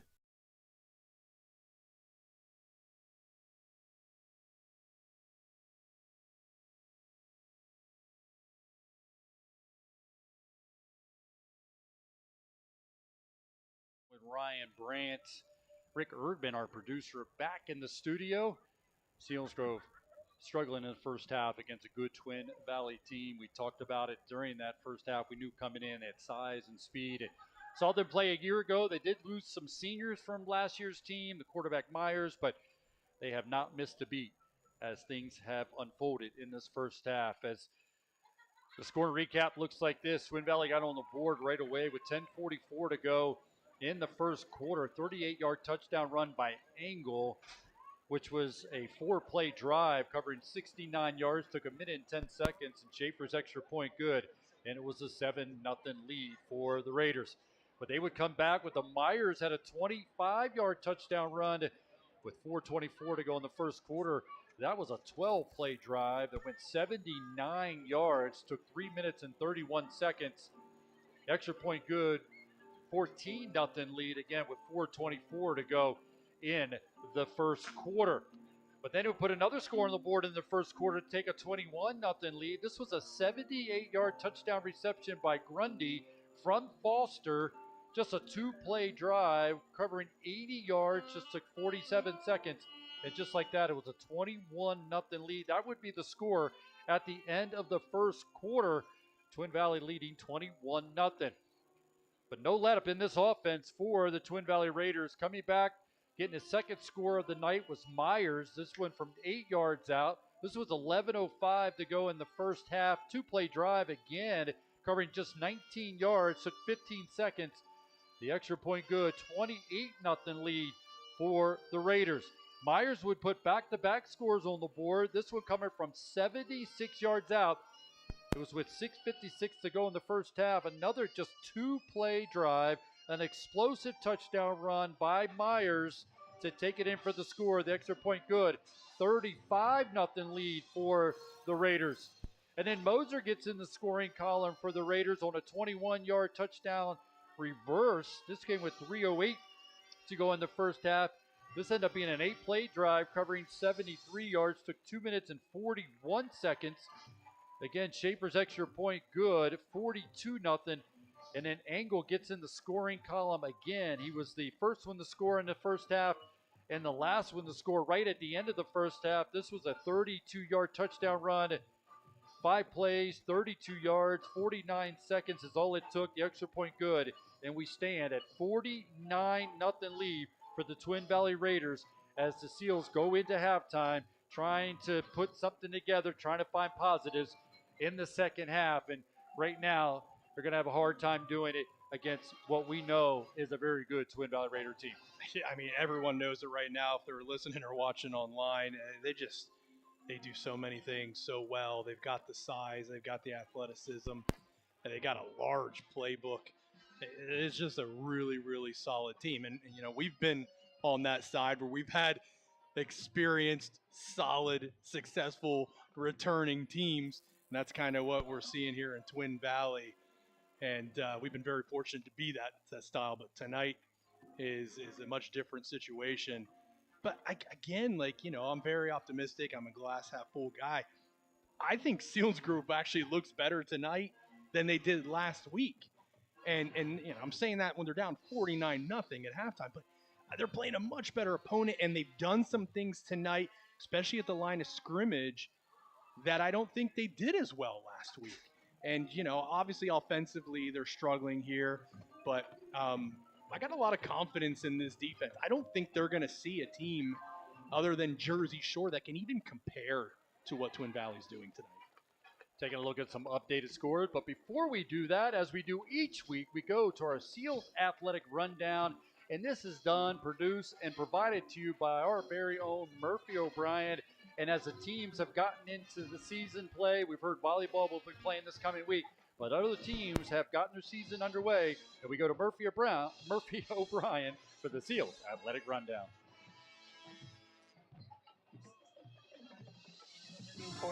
On Tuesday, they will make the trip to Danville before hosting Wyoming Valley West on Wednesday evening. The girls soccer team started their season with a tough 3-1 loss to Hughesville, but bounced back later in the week to put up a 4-1 win over South Williamsport. The team will look to improve to 3-1 as they hit the road tomorrow for a matchup against Williamson. They return home on Tuesday evening as they take on Lewisburg. The boys soccer team competed in their very own Coach Stephan Memorial Tournament, where they started their season 2-0 by coming out on top for both games. The boys are back in action as they travel to Hughesville looking for a win over the Spartans. The golf team fell short in their matchup with Jersey Shore, which puts them at 3-1 on the season so far. On Wednesday, the team will make the trip to Central Mountain as they look to improve their record. The girls' tennis team started their match against Williamsport on Tuesday, but that match was cut short due to weather. The team ended the week with a 3-2 win over Jersey Shore.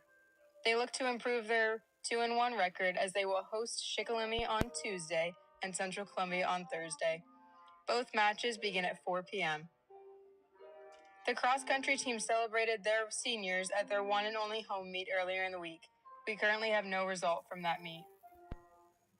The girls' volleyball team traveled to Holy Redeemer in Schuylkill Valley this week, where they fell short in both matches. They will host Towanda for their first ever match at home on Tuesday. This is Murphy O'Brien. Join me each week for the Seals Athletic Rundown on Eagle 107 and eagle107.com. Appreciate that each week from Murphy O'Brien, giving us the Seals Athletic Rundown. We'll do that each week. By the way, if you want to sponsor that, and it gets a lot of listen and a lot of appreciation, make sure you give Sunbury Broadcasting a call. Ask for Kevin Herr, and he'll help you. We need a sponsor for the Seals Athletic Rundown. We're at halftime of the Liberty Basement Systems halftime show. Selinsgrove trailing 49-0 to the Twin Valley Raiders. Selinsgrove come in tonight 0-1, and are going to be hard-pressed to try to get their first win of the season, but we know they'll battle come into the second half. We'll take a break, come back as we continue with the Liberty Basement Systems halftime shows. This is Selinsgrove football on Eagle 107, eagle107.com, and on the SBC Sports Live YouTube channel. For a limited time only, find up to $16,000 off on select new Chevy and GMCs during the Stop and Save event at Blaze Alexander Chevy GMC of Selinsgrove. With jaw-dropping savings like that available, you can't just keep driving your old car past these savings. The Stop and Save event at Blaze Alexander Chevy GMC in Selinsgrove, where it's worth your trip to the Strip because we're taking the deals the other guys won't. High school football season is here.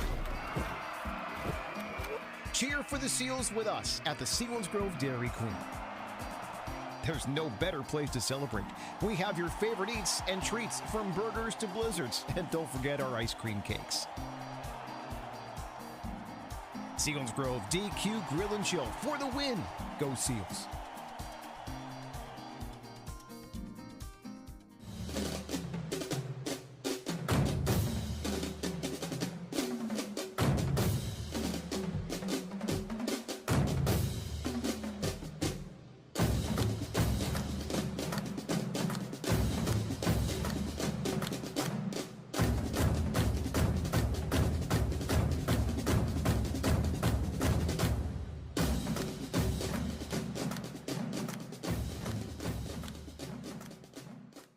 My favorite part is the staff, and the aides are wonderful, and they treat us so well.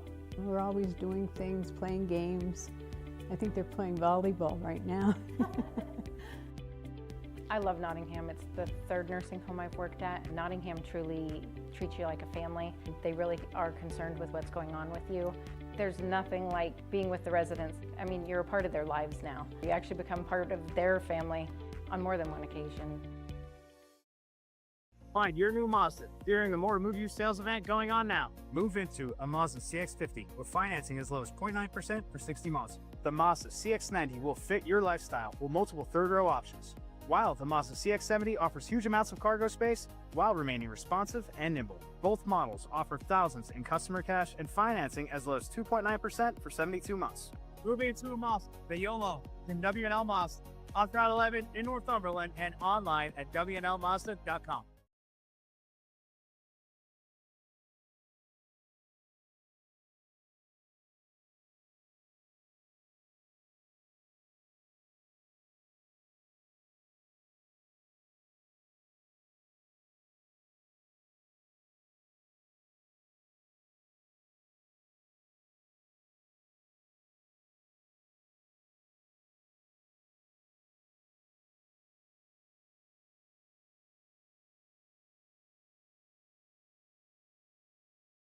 To halftime, the Liberty Basement System halftime show. Selinsgrove trailing 49-0.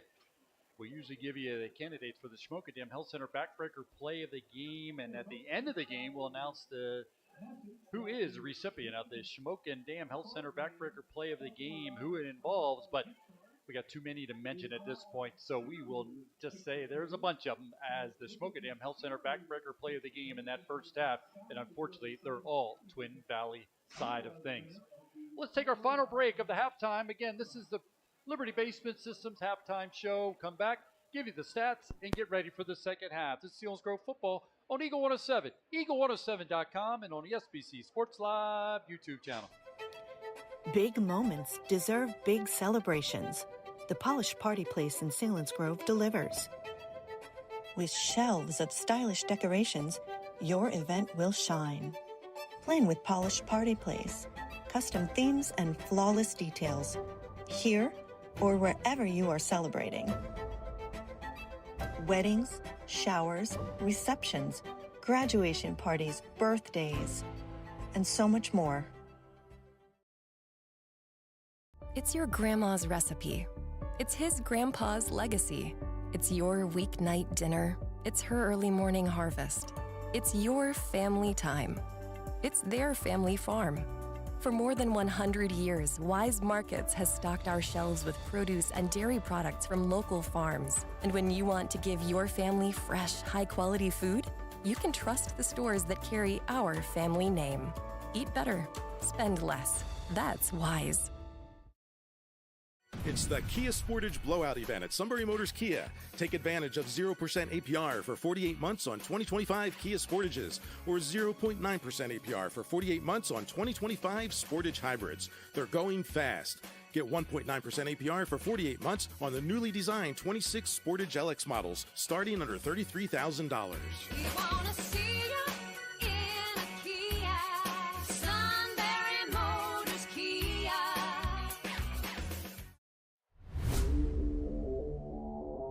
At J.J. Powell, we know keeping your home warm shouldn't be a hassle. With Easy Pay, you get capped pricing, budget-friendly payments, and automatic delivery, so you can relax and take it easy. Don't wait. Join online at jjpowell.com or call 800-432-0866 today. J.J. Powell, take it easy.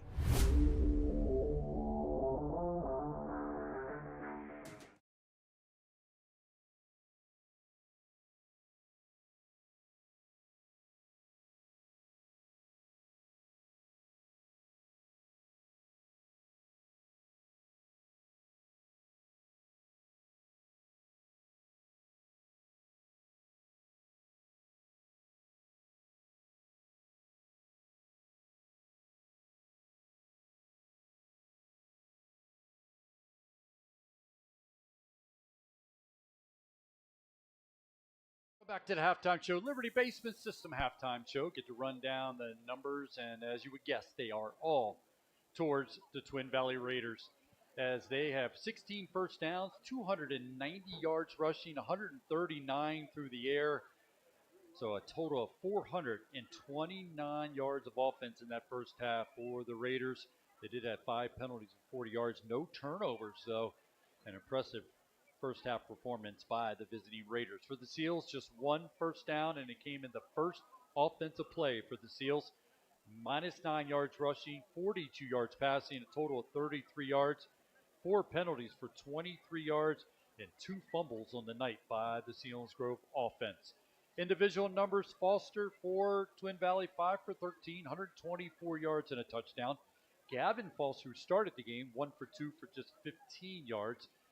Grundy on the night, 2 catches, 83 yards and a touchdown to his credit. Buckley has 2 catches for 41 yards. In the rushing department for Twin Valley, Myers 8 carries, 138 yards and 3 touchdowns.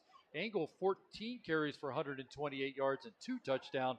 Moser has a touchdown to his credit on just 2 carries for the Raiders.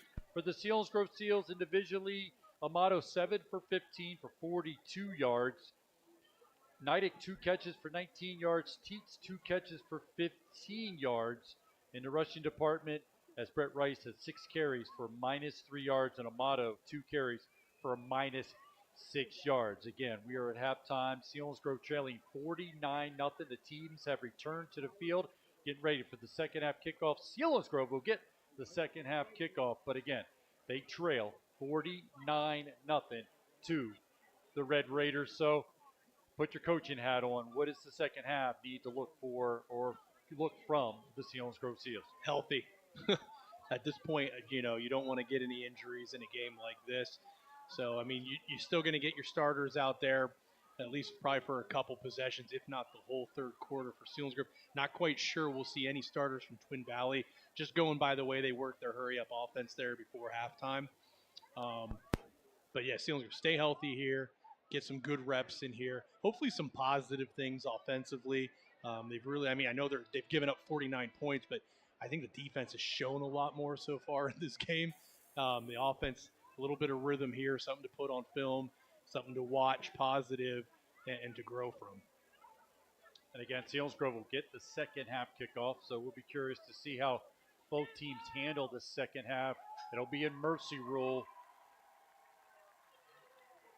as soon as we get this kick away, as the Twin Valley Raiders leading 49-0 to start the second half.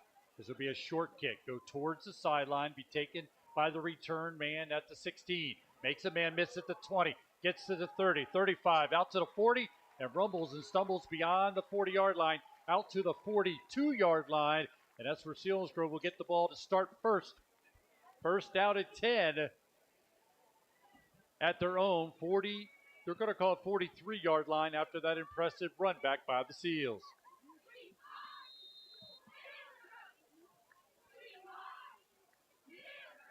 Personnel guys coming in and off the field for the Seals. Seals in their white pants, red shirts, which I like very much so, and their white helmets with the Seals script. Twin Valley comes to Selinsgrove in all white uniforms and their green helmets. Amato gets the snap. Quick throw this time. Out to the flat to Bettle. Bettle makes the catch, and he loses the ball. Teets picks it up off the turf, and it's going to be a loss on the play. It's going to be stopped after all that by Sheehan. Big Sheehan makes the play, but it's going to be a loss on the play for the Seals back to their own 38-yard line. Wow, it was a good catch by Bettle. Defender just putting the helmet on the ball as Bettle was trying to bring it in and secure it. But Teets all over it, gets it. Hey, a little tidbit about the red jerseys. Back when I was in school in the 90s, the red jerseys came out once a year. They'd pick a game, and back then our jerseys were like practice jerseys. They were nothing like they are today. But I remember it was a hype situation when we got to wear the red jerseys. That's what they're wearing tonight. Amato drops back under some pressure, rolls out to his left, going the wrong way, and he'll be swallowed up inside the 25-yard line, all the way back to the 18-yard line. Able to make the stop for the Raiders with Sumner, and 2 negative plays in a row, and Amato comes up a little gimpy towards the sideline. Well, Sumner's going to get the stat. He's going to get the sack in the stat column, but that's what you call a coverage sack. There was just nothing open, nowhere for Amato to throw the ball, and he was just forced to take the sack. Great coverage there from the Twin Valley secondary. So now it's a 3rd down and long. Just the start of the second half. First possession for either team. Selinsgrove quickly up to the line of scrimmage. 10 minutes to go in the 3rd period of a 49-0 lead for the Raiders. Amato drops back. Going to throw it out in the flat. Making the catch is Teets. Grabbed quickly. Short of the 30-yard line to the 28-yard line. 4th down, and Carter will punt back to the Raiders. Last week, these pass plays there to Teets, he's able to get some yards after the catch. Clearly a different level of speed here from the Twin Valley defense versus the Juniata defense. And this is kind of what they've done all night. They've really limited what Selinsgrove's been able to get after the catch. And, it's working in their favor as they've left a big goose egg on the board there, 0 for the Seals. Looking for a good snap, hopefully for Carter, trying to punt it away. He's had some good punts here tonight. Gets it away. It's an end-over-end kick, and it will bounce in front of Grundy. Grundy will let it go, roll inside of the 35-yard line, and finally be touched down at the 29-yard line in Raider territory. First down and 10, first offensive possession. Now I have to keep an eye on numbers to see how Myers, head coach for the Raiders, handles the second half.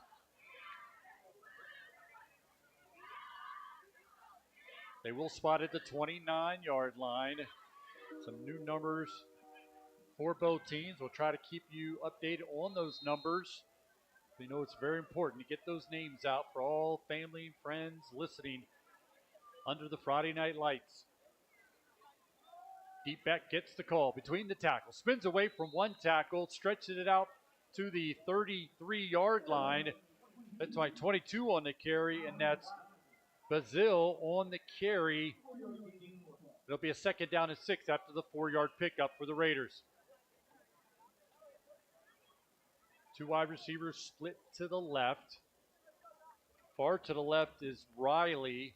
In the slot this time for the Raiders will be Majeski.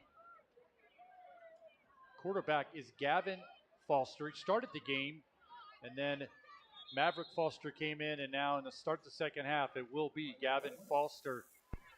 As of a penalty, it'll go against the Raiders, and Chip Rarick will walk it off. And he'll put it at the 27-yard line to make this a 2nd down and 12 for the Raiders. Again, this will be mercy rule. Clock will continue to run. Only time it'll stop is after a score or a timeout or a turnover. Shotgun snap to Foster. Foster again, giving it to the lone back in the backfield, pushes forward to be out to the 33, 34-yard line for the Raiders. Got some subs coming in as Griffin Voss will make his way out. And as you said, Ryan, the main focus now is to avoid some injuries. It's the long season, and to do that, you bring some subs in for the Seals. As we see jogging out will be Alex Medowery, a sophomore, 5'9", 175 pounds. As you see, Hoffman comes out, and also Portwood for the Seals defense. 49-0 lead for the Raiders with 7:21 to go in the 3rd. Give it to the deep back once again. Started to go left, went back to the right as Bazil was able to pick up some positive yards and the first down. Bazil comes in, just a junior, 6'2", 215-pound running back. Good size from that running back position. Yeah, I'm ashamed there. I thought he was going to get tackled just short, but he showed enough power, kept those knees moving. Was able to get the first down by a yard. Sheltman lines up at the right defensive end position for the Seals. So Griffin Voss in the middle of that defense for the Seals. On this shotgun formation for Twin Valley. Straight up again, once again to Bazil. Bazil takes it just short of the 45-yard line. Actually, it looks like they'll mark him at the 43-yard line. Decent push up front by that offensive line, but Griffin Voss doing everything he can to try to hold up that offensive line on that short carry. On that left defensive end position for the Seals, that's Blake Dressler. Teets will stay in at the safety position. Split far to the left of that corner position for the Seals is Isaac Thomas, just a freshman at 5'10", 160 pounds on the second down and long. Brazil gets the call again, straight up the middle, uses continuous effort to pick up a first down into Seals territory at the 49-yard line. Yeah, now they get it across field, fresh first down. Not what you want if you're a Selinsgrove defender. Try and get off the field, get a breather, hopefully get the offense out there, see if they can get something cooking. This time, a wide open receiver gets beyond the defense. Foster's going to find him and take it in for the score. A touchdown. There is a flag. There is a flag on the play. So we'll see if this is a touchdown or is it going to come back. Got updated score. Lewisburg up 10 on the Shikellamy Braves, 20-10. And also looking at Midwest, we got no updated score on that one. Looking at Shamokin leading Lake Lehman 49-0, and Jersey Shore up 14 in the third quarter on Del Val, 28-14. And Mifflinburg leading his last report at halftime over Danville, 22-14. So touchdown will stand for the Twin Valley Raiders. A long pass play from Gavin Foster as he was able to make the connection for the score to Hartwell. 82 will attempt the extra point. That is Horse to attempt the extra point. Replaces Schaefer, who was perfect on the night. This kick is up, and this kick is good. So the Raiders on a long touchdown pass push the lead to 56-0 with 5:39 to go in the third period. What did you say the kicker's last name is? Horse. Horse? Yeah. Did I not say it clear enough? No, my voice was just hoarse? A dad joke kind of hit me there. No horsing around with these PATs. Oh, yeah. He's perfect. Yeah. Let's not horse You around. love dad jokes. Don't even try this. But don't horse around if it ain't a good one.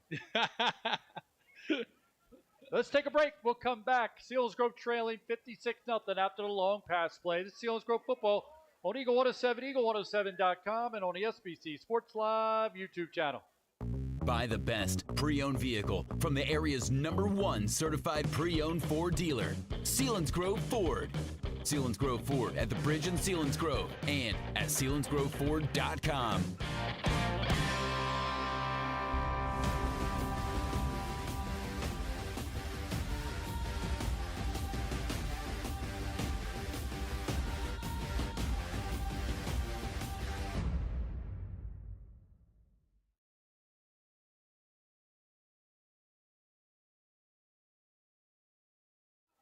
So the Raiders get into the end zone once again. Summers with the catch from Gavin Foster. The extra point good by Horse. Pushes the lead to 56-0 here in the third period. As the Raiders have it teed up, Horse will kick this one away. Twin Valley sees himself on a 7-play drive covering 71 yards. Took 4 minutes and 47 seconds, finished off by that long touchdown. Return man going from left to right. That's Crew Carter. Cuts it up, stays in bounds before he finally going to be knocked out of bounds. Look, he was going to go out of bounds at the 31. Decided to cut it up to the 35-yard line and give Seals great field position at the 35. Yeah, Crew Carter showing that he's a nice return guy. I mean, he's always getting decent yards, and he's able to show some speed and get out around the edges. And on a kickoff, I mean, you got a lot of containment. When you're a kickoff team, you don't want anything getting outside on the sideline. Crew Carter's shown it a couple times tonight. He's able to do that. Again, Summers with the 48-yard touchdown reception on a 7-play drive. Extra point good. 56-0 lead for the Twin Valley Raiders. That's the Selinsgrove Ford drive summary. Amato turn. Give it to Rice. Rice off the left side. Going to get some positive yards before he's upended. Picks up almost 7 yards on the carry. Gets a good push from the left side of that offensive line for the Seals. I'm glad to see Rice pop up after that. He got hit high and low there, but he's a tough, strong man. He pops right up. Again, just a little worried in a game like this about injuries. So second down 4. Wide receivers to each side. I formation behind Amato. Amato looks over the defense. Waiting for the snap, gets it. 3-step drop, looking left, gets rid of it. Gets it out to Teets. Teets makes the catch. Looks like it'll be short of a first down as he gets it to the 44-yard line. It'll be a 3rd down and 1. Selinsgrove Seal Football on SBC Sports Live is sponsored in part by Blaze Alexander Chevrolet, Selinsgrove, and by Service First Federal Credit Union. So we'll be a 3rd down and 1 after the catch by the Seals. Love to see them get a first down here, continue to keep the offense out on the field. White Teets splits far to the right. High formation again behind Amato. Getting the snap, give it to the fullback, and he's not going to get there. Blown up right at the line of scrimmage. Looks like number 53, stop for the Raiders. Just blew through there, and that's Hiddle. Not to be mistaken by Little, because that's not what that hit was. That was big time right there. I thought for sure they were getting the first down. The 3 of the Twin Valley defensive linemen making up ground real quick. Maybe a couple inches we got on that play. Looks like about 4th and a half a yard. They will go for it, sending Teets one way, Neidig to the left, Mato under center. Going to keep it. Going to get enough of a push from the offensive line to pick up the first down. After a 1.5 yard pickup, Selinsgrove will keep possession. They have it at their own 46-yard line. Hey, next week, Selinsgrove will host the Jersey Shore Bulldogs. With everything started at 6 o'clock, Seals game day at 6, followed by the opening kickoff at 7. All right here on Eagle 107, eagle107.com, and on the SBC Sports Live YouTube channel. All the football action brought to you by Selinsgrove Ford. Again, Teets will split to the right on this 1st down and 10 play. 2:42 to go in the 3rd quarter. Selinsgrove trailing 56-0. Drop it back as Amato under pressure, and he's going to be swarmed over. Rice tried to come up and make the block, but coming off the edge in a big way was Cabagas, and that's a big loss. It'll put the ball back at the Selinsgrove 39-yard line. Just a really nice swim move by the big defensive end there. He got out around the protection, and Amato gets swallowed up. Great job of hanging on to the ball there. That was a pretty big sack that he took. So it's a 2nd down long for the Seals. Called it 2nd and 18 with 2 minutes to go at a Mercy Rule running clock. Selinsgrove trailing 56-0 to the Raiders. Raiders will look to improve to 2-0. This goes to Rice. Trying to bounce to the outside. Gets a good block from Teets.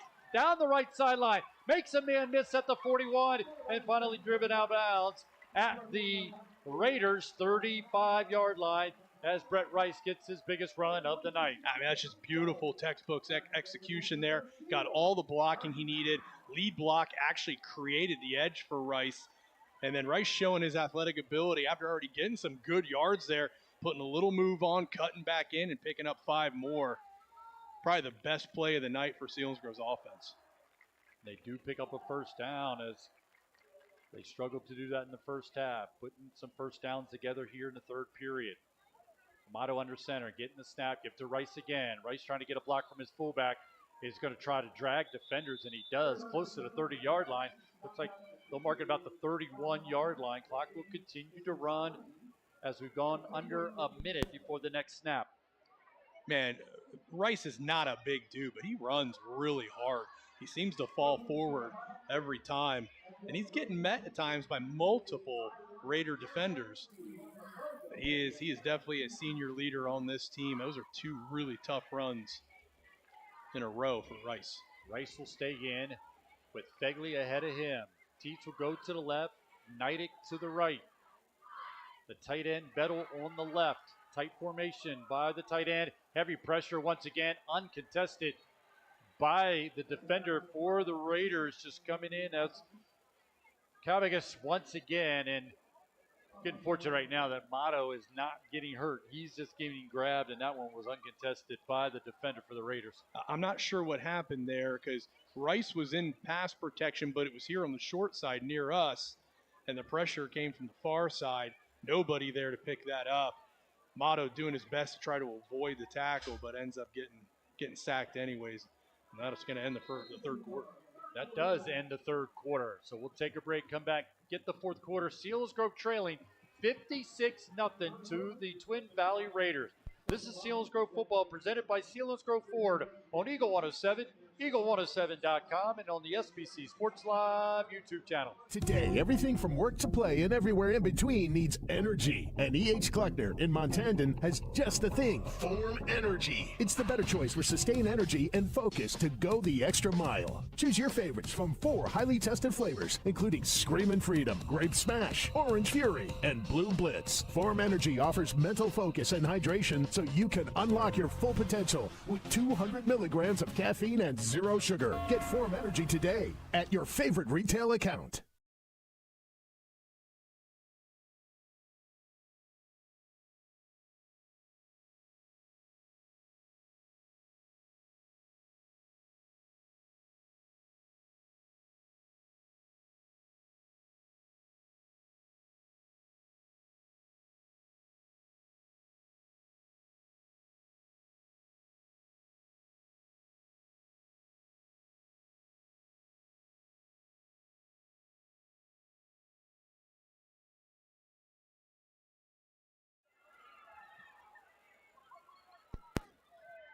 Rice gets the call going left to start the fourth quarter.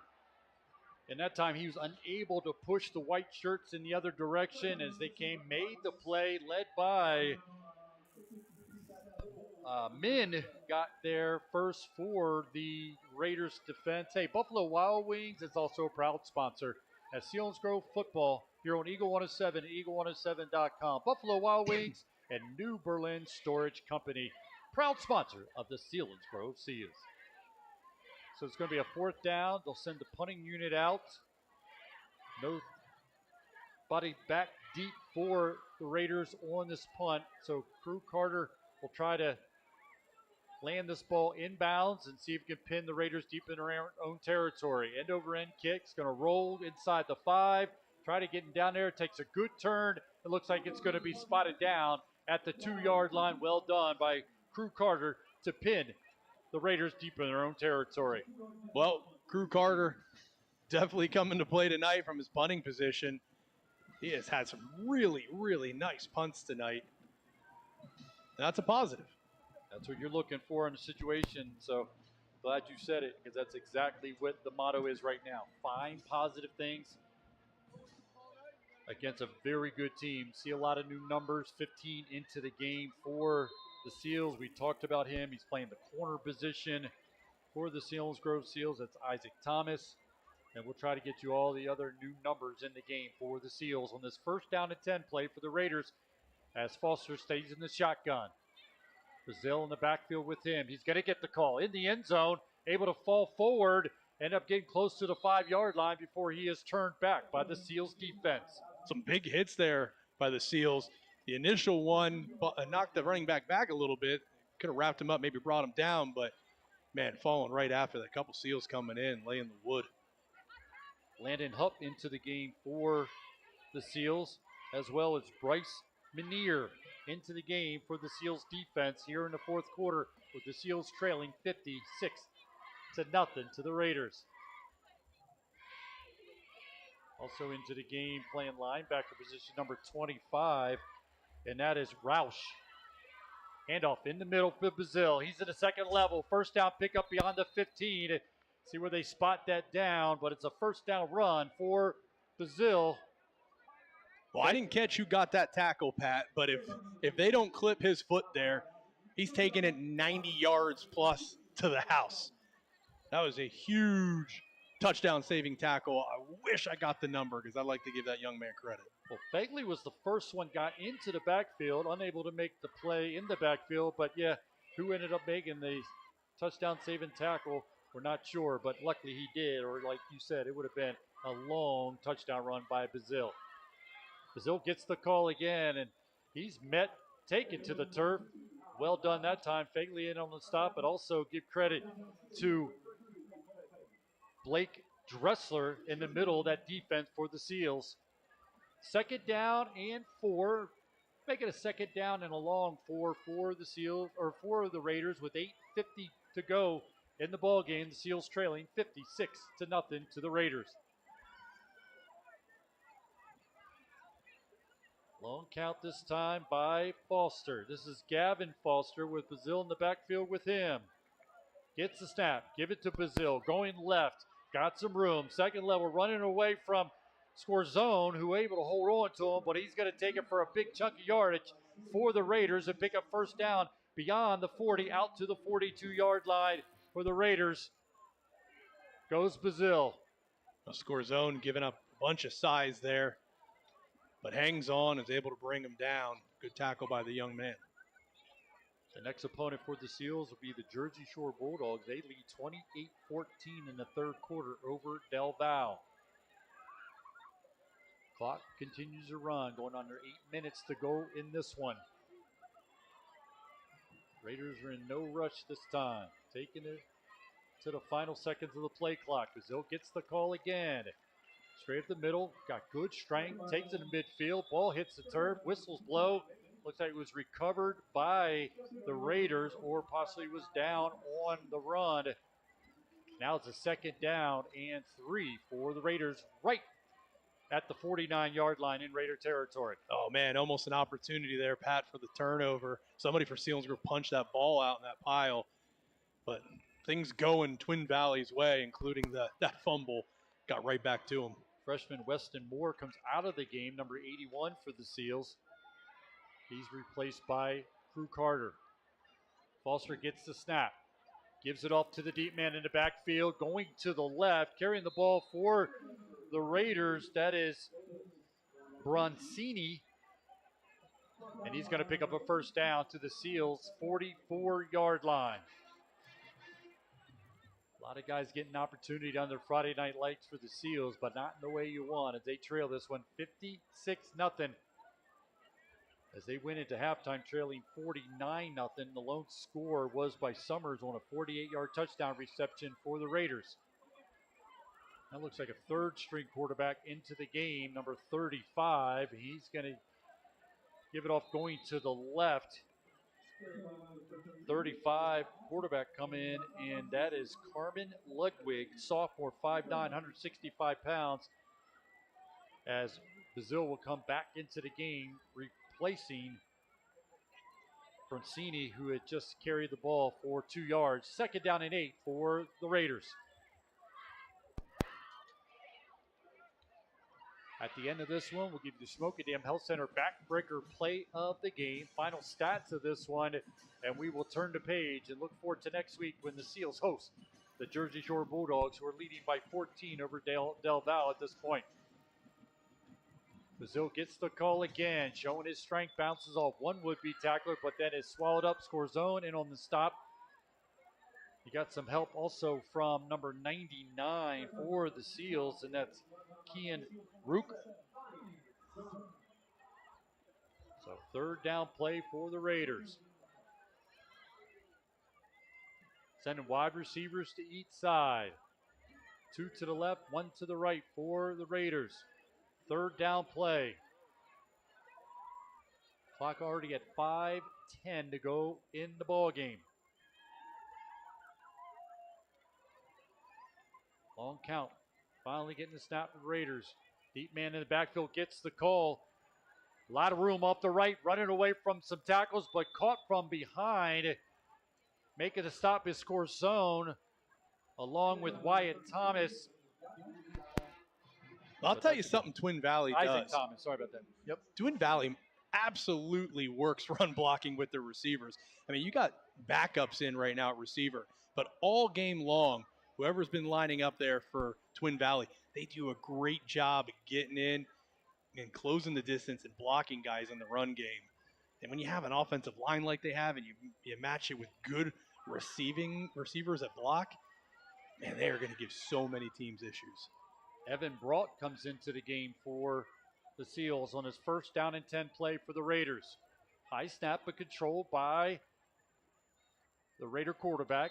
Hands it off to Broncini, going from right to left that time. Picks up positive yards.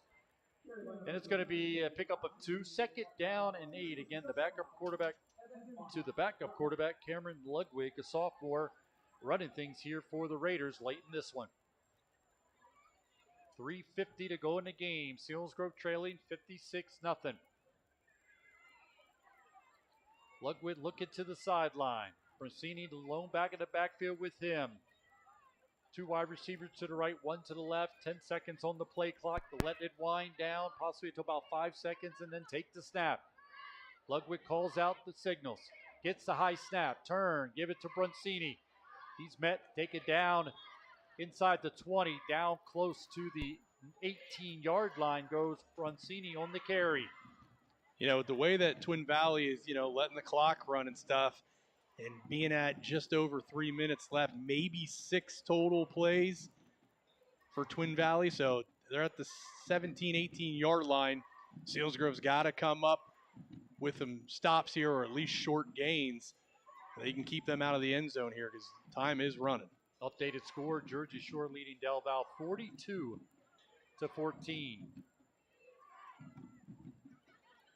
Ludwig asks for the ball. He gets it. Gives it to Bracini. Going left. Running away from defenders. Cuts it inside the hash. Into the end zone. Touchdown for the Raiders. Well, that was just a dirty move. What a cut. Kicks it back in the middle, and there's nothing there. And he turns on the boosters.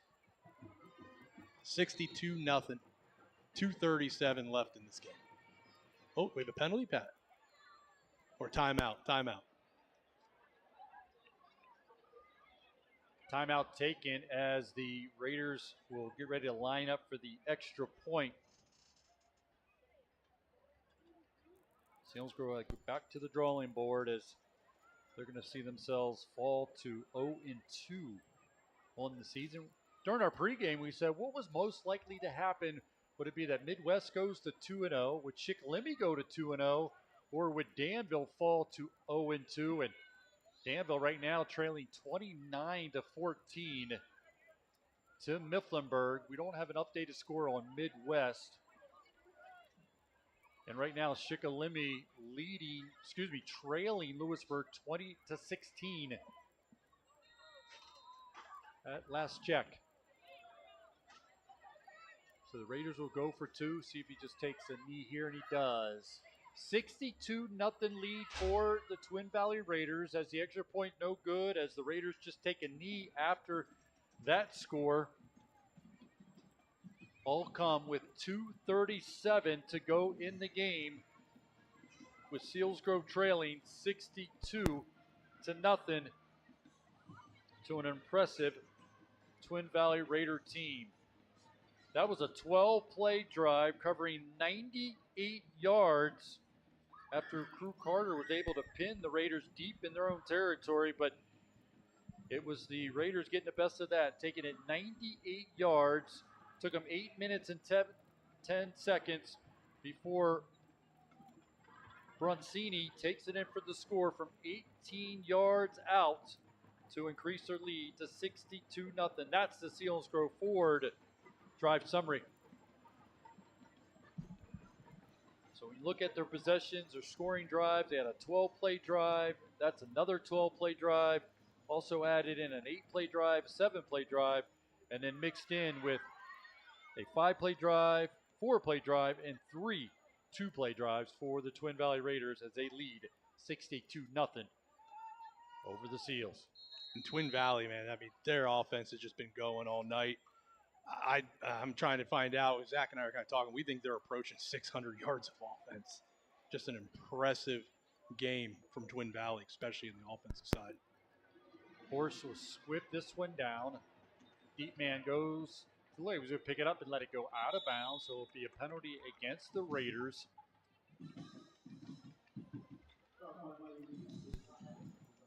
Not the way you want to see week 2, but always something to learn from it, that's for sure. Yeah, I knew it was going to be a tough start to the season when you think at Juniata, who's become a more constant in-state playoffs for the Indians, and then 2 home games back-to-back against state-ranked teams and this Twin Valley team, and then next week against the Jersey Shore Bulldogs. Yeah, it's not getting much easier, if easier at all, next week with Jersey Shore. It is a familiar foe, which does help. But Selinsgrove's got their hands full here the first 3 games of the season. So with the ball going out of bounds, Selinsgrove takes over at their 35-yard line. Isaac Thomas into the game, goes to the deep man, off to the right. I don't think he'll get much there, taking it off to the right. that Fegley on the carry. Nope, number 32 on the carry for the Selinsgrove Seals. Want to make sure we're... Jaron Hackenberg. Jaron Hackenberg, the freshman at 5'9", 165 pounds, gets the carry. Again, Thomas comes to the sideline, gets the call, and turns it back up. Jaron Hackenberg is the son of Eric Hackenberg. I think Eric graduated in 2002.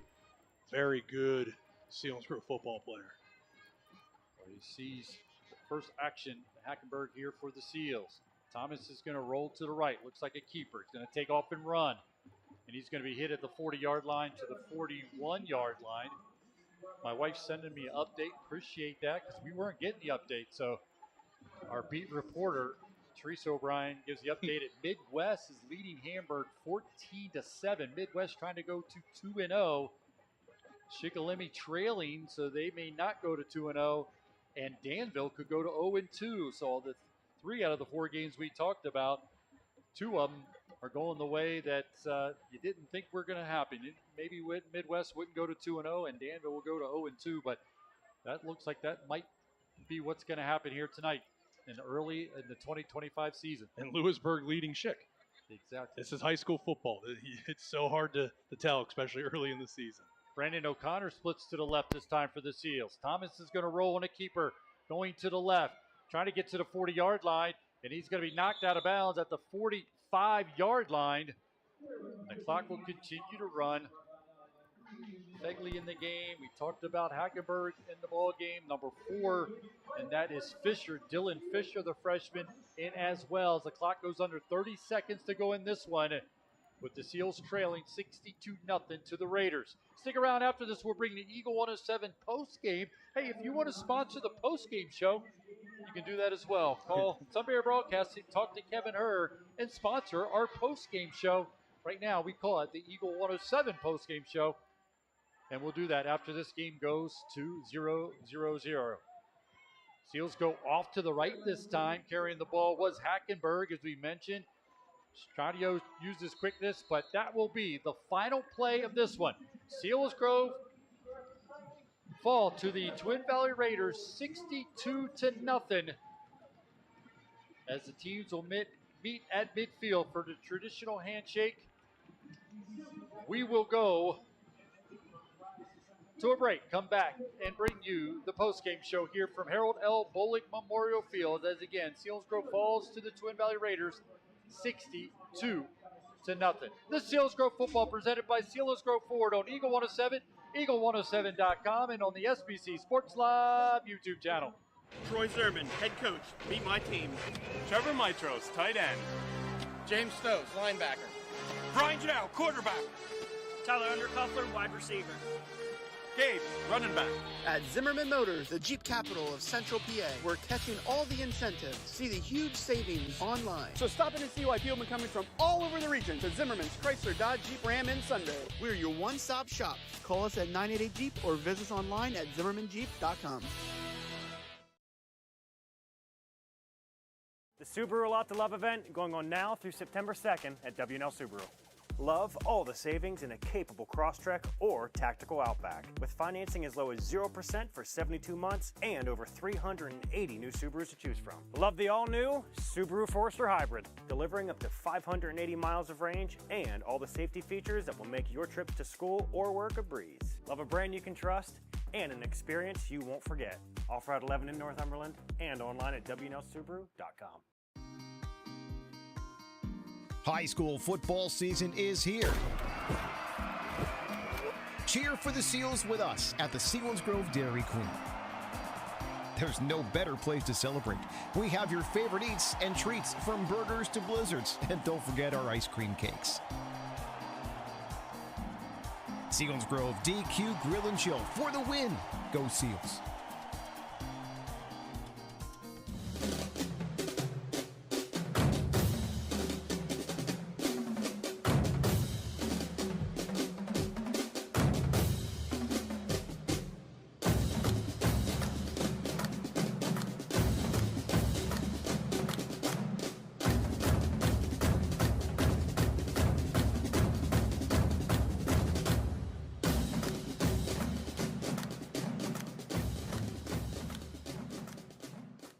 For a limited time only, find up to $16,000 off on select new Chevy and GMCs during the Stop and Save event at Blaze Alexander Chevy GMC of Selinsgrove. With jaw-dropping savings like that available, you can't just keep driving your old car past these savings. The Stop and Save event at Blaze Alexander Chevy GMC in Selinsgrove, where it's worth your trip to the Strip because we're taking the deals the other guys won't.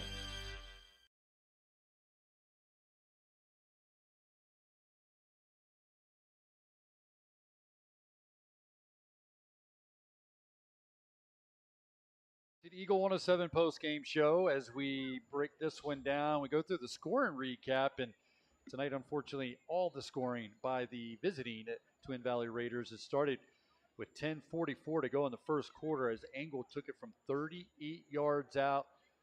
That was a 4-play drive, 69 yards, extra point good, a 7-0 lead for the Raiders. And then Lucas Myers got into the scoring column on a 25-yard touchdown run with 4:24 to go in the first quarter. That was an impressive 12-play drive, 79 yards, 3 minutes and 31 seconds. The extra point good, and it was 14-0 lead for the Raiders. But then they put back-to-back scores in that first quarter. This one was Grundy as he made the catch, went 78 yards from Foster. That came with 2:31 to go in the first quarter. Just a 2-play drive, 80 yards, extra point good, 21-0 lead, and that would be the score at the end of the first quarter. And then Myers would get his second score of the night, this one from 8 yards out with 11:05 to go in the first half. Again, another 2-play drive, only covering 19 yards. Extra point good, 28-0 lead for the Raiders. And then Myers back-to-back scores, his third of the night. This is a 76-yard run with 6:56 to go in that first half. Another 2-play drive. So the Raiders go with 2-play drives back-to-back-to-back. And this one covering 76 yards, all by Myers. Extra point good. And it was 35-0 lead for the Raiders. And then Moser getting a scoring column on a reverse. He goes 21 yards with 3:08 to go in the first half. This was an 8-play drive covering 73 yards, extra point good, and it was 42-0. Angle would get on the board again to wrap up the first half. This one from 32 yards out, 5-play drive, 32 yards, extra point good, and the Twin Valley Raiders will go in halftime leading the Seals 49-0. We'd have 2 scores, one in the third quarter, one in the fourth quarter. Summers would catch a 48-yard touchdown reception. That's a 7-play drive. That came with 5:39 to go in the third quarter. Extra point good, and it was a 56-0 lead at the end of the third quarter. The Raiders would put on another score, 18-yard run, 12-play drive, 98 yards, took 8 minutes and 10 seconds. As Bruncini was able to take it in. They took a knee on the extra point, so that was no good. But the final score here tonight, all Raiders as they beat the Seals 62-0, as Selinsgrove will fall to 0-2 as the Twin Valley Raiders improve to 2-0. Tough team we knew coming in, and boy, they just do a lot of things. They are a good team all around. They can do, and we talk about the window dressing. They do a lot of different things, and boy, they put a lot of stress on your defense. They do a lot of things. They are just dynamic. They're deep. They're big, athletic, well coached. They just came out here and handled business tonight, plain and simple. Good luck picking the Shamokin Dam Health Center backbreaker play of the game, Pat. It's all on you. Well, I think the one is, in my mind, would be the 76-yard touchdown run, because you feel like, all right, it's 28-0, maybe get a stop, get the ball back, get good field position. They had times with good field position, but it did not matter for the Raiders tonight. They went on a 98-yard drive on that 12 plays. They had a 76-yard run. So tonight, Shamokin Dam Health Center is Myers' 76-yard touchdown run. That came with 6:56 to go in the second quarter. It increased the Raider lead to 35-0. So that's the Shamokin Dam Health Center backbreaker play of the game. Shamokin Dam Health Center offering medical care, chiropractic care, rehabilitation, and more. Call 570-743-4333 for an appointment. That's the Shamokin Dam Health Center backbreaker play of the game. Taking a look at team numbers, as you would imagine, all Twin Valley tonight. 24 first downs, 418 yards rushing, 187 through the air for a total of 605 yards of offense for the Raiders. 6 penalties, 45 yards, no turnovers by Twin Valley. For the Seals, just 4 first downs, 12 yards rushing, 44 yards passing for a total of just 56 yards of offense for the Seals. And they had 2 turnovers, 2 fumbles on the night. Individual numbers, as Maverick Foster ends up 5 for 14, 124 yards and a touchdown. Gavin Foster 2 for 3 for 63 yards and a touchdown. They split up the passes, the receptions. Grundy just had 2, but a 78-yard touchdown reception by Grundy and a touchdown. Summers had 1 catch for 48 yards and a touchdown as well. In the rushing department, Myers 8 carries, 136 yards and 3 touchdowns for the Raiders. Engel 14 carries, 128 yards for 2 touchdowns. And a backup role, Bazil had 11 carries, 76 yards. And Bruncini ended up 6 carries, 48 yards, and add a touchdown credit to him as well. For Selinsgrove, individual numbers, Rice 10 carries, 34 yards. Thomas 2 carries for 9 yards. Hackenberg 2 carries for 6 yards. In the passing department, junior quarterback Amato 10 for 18 for just 44 yards. Teets had 4 catches for 19 yards. Nidek had 2 catches for 19 yards. Bettel 3 catches for 4 yards for the Seals. Again, the Selinsgrove Seals fall to the Raiders 62-0. Ryan, it's about trying to find something to feel positive about, trying to get yourself to a point where you think, we can take some momentum even in a 62-0 loss and try to get yourself geared up for another huge opponent next week against the Jersey Shore Bulldogs at last check, leading Del Valle 49-28. Well, listen, knowing this coaching staff and the success as players they had, and this game's done. It's behind you. They know how to win, and they're just going to push this game behind them. They're going to watch film. They're going to grow from it in the film room, but they're going to have a clear mind and prepare for next week, and they have to. It's a big game against a very good opponent. They just have to regroup, refocus, get back to work this week, take care of the bumps and bruises, some big hits tonight against a big physical Twin Valley team. It's really all you can do. You just got to make of it what it is. So again, Selinsgrove falls tonight 62-0 to the Raiders. Selinsgrove falls to 0-2. The Raiders improve to 2-0. As we wrap up the Eagle 107 post-game show, next week again, we'll be back home at Harold L. Bullock Memorial Field. The Selinsgrove Seals hosting the Jersey Shore Bulldogs. And that again will be next week, starting with the 6 o'clock pregame show. We call it Seals Game Day. And it's brought to you by Sunbury Motors with the kickoff at 7. Also, you can hear live play-by-play action of the Penn State Nittany Lions as they'll start action tomorrow against Nevada. Again, that can be heard on Eagle 107. That's Penn State football. For Zach Showers, our stat guy, Rick Urban, our producer, and the SBC Sports Live staff with Jordan Miller and also Karsten Pryor. This is Pat O'Brien saying thank you for joining us for Seals football here on Eagle 107, eagle107.com, and on the SBC Sports Live YouTube channel.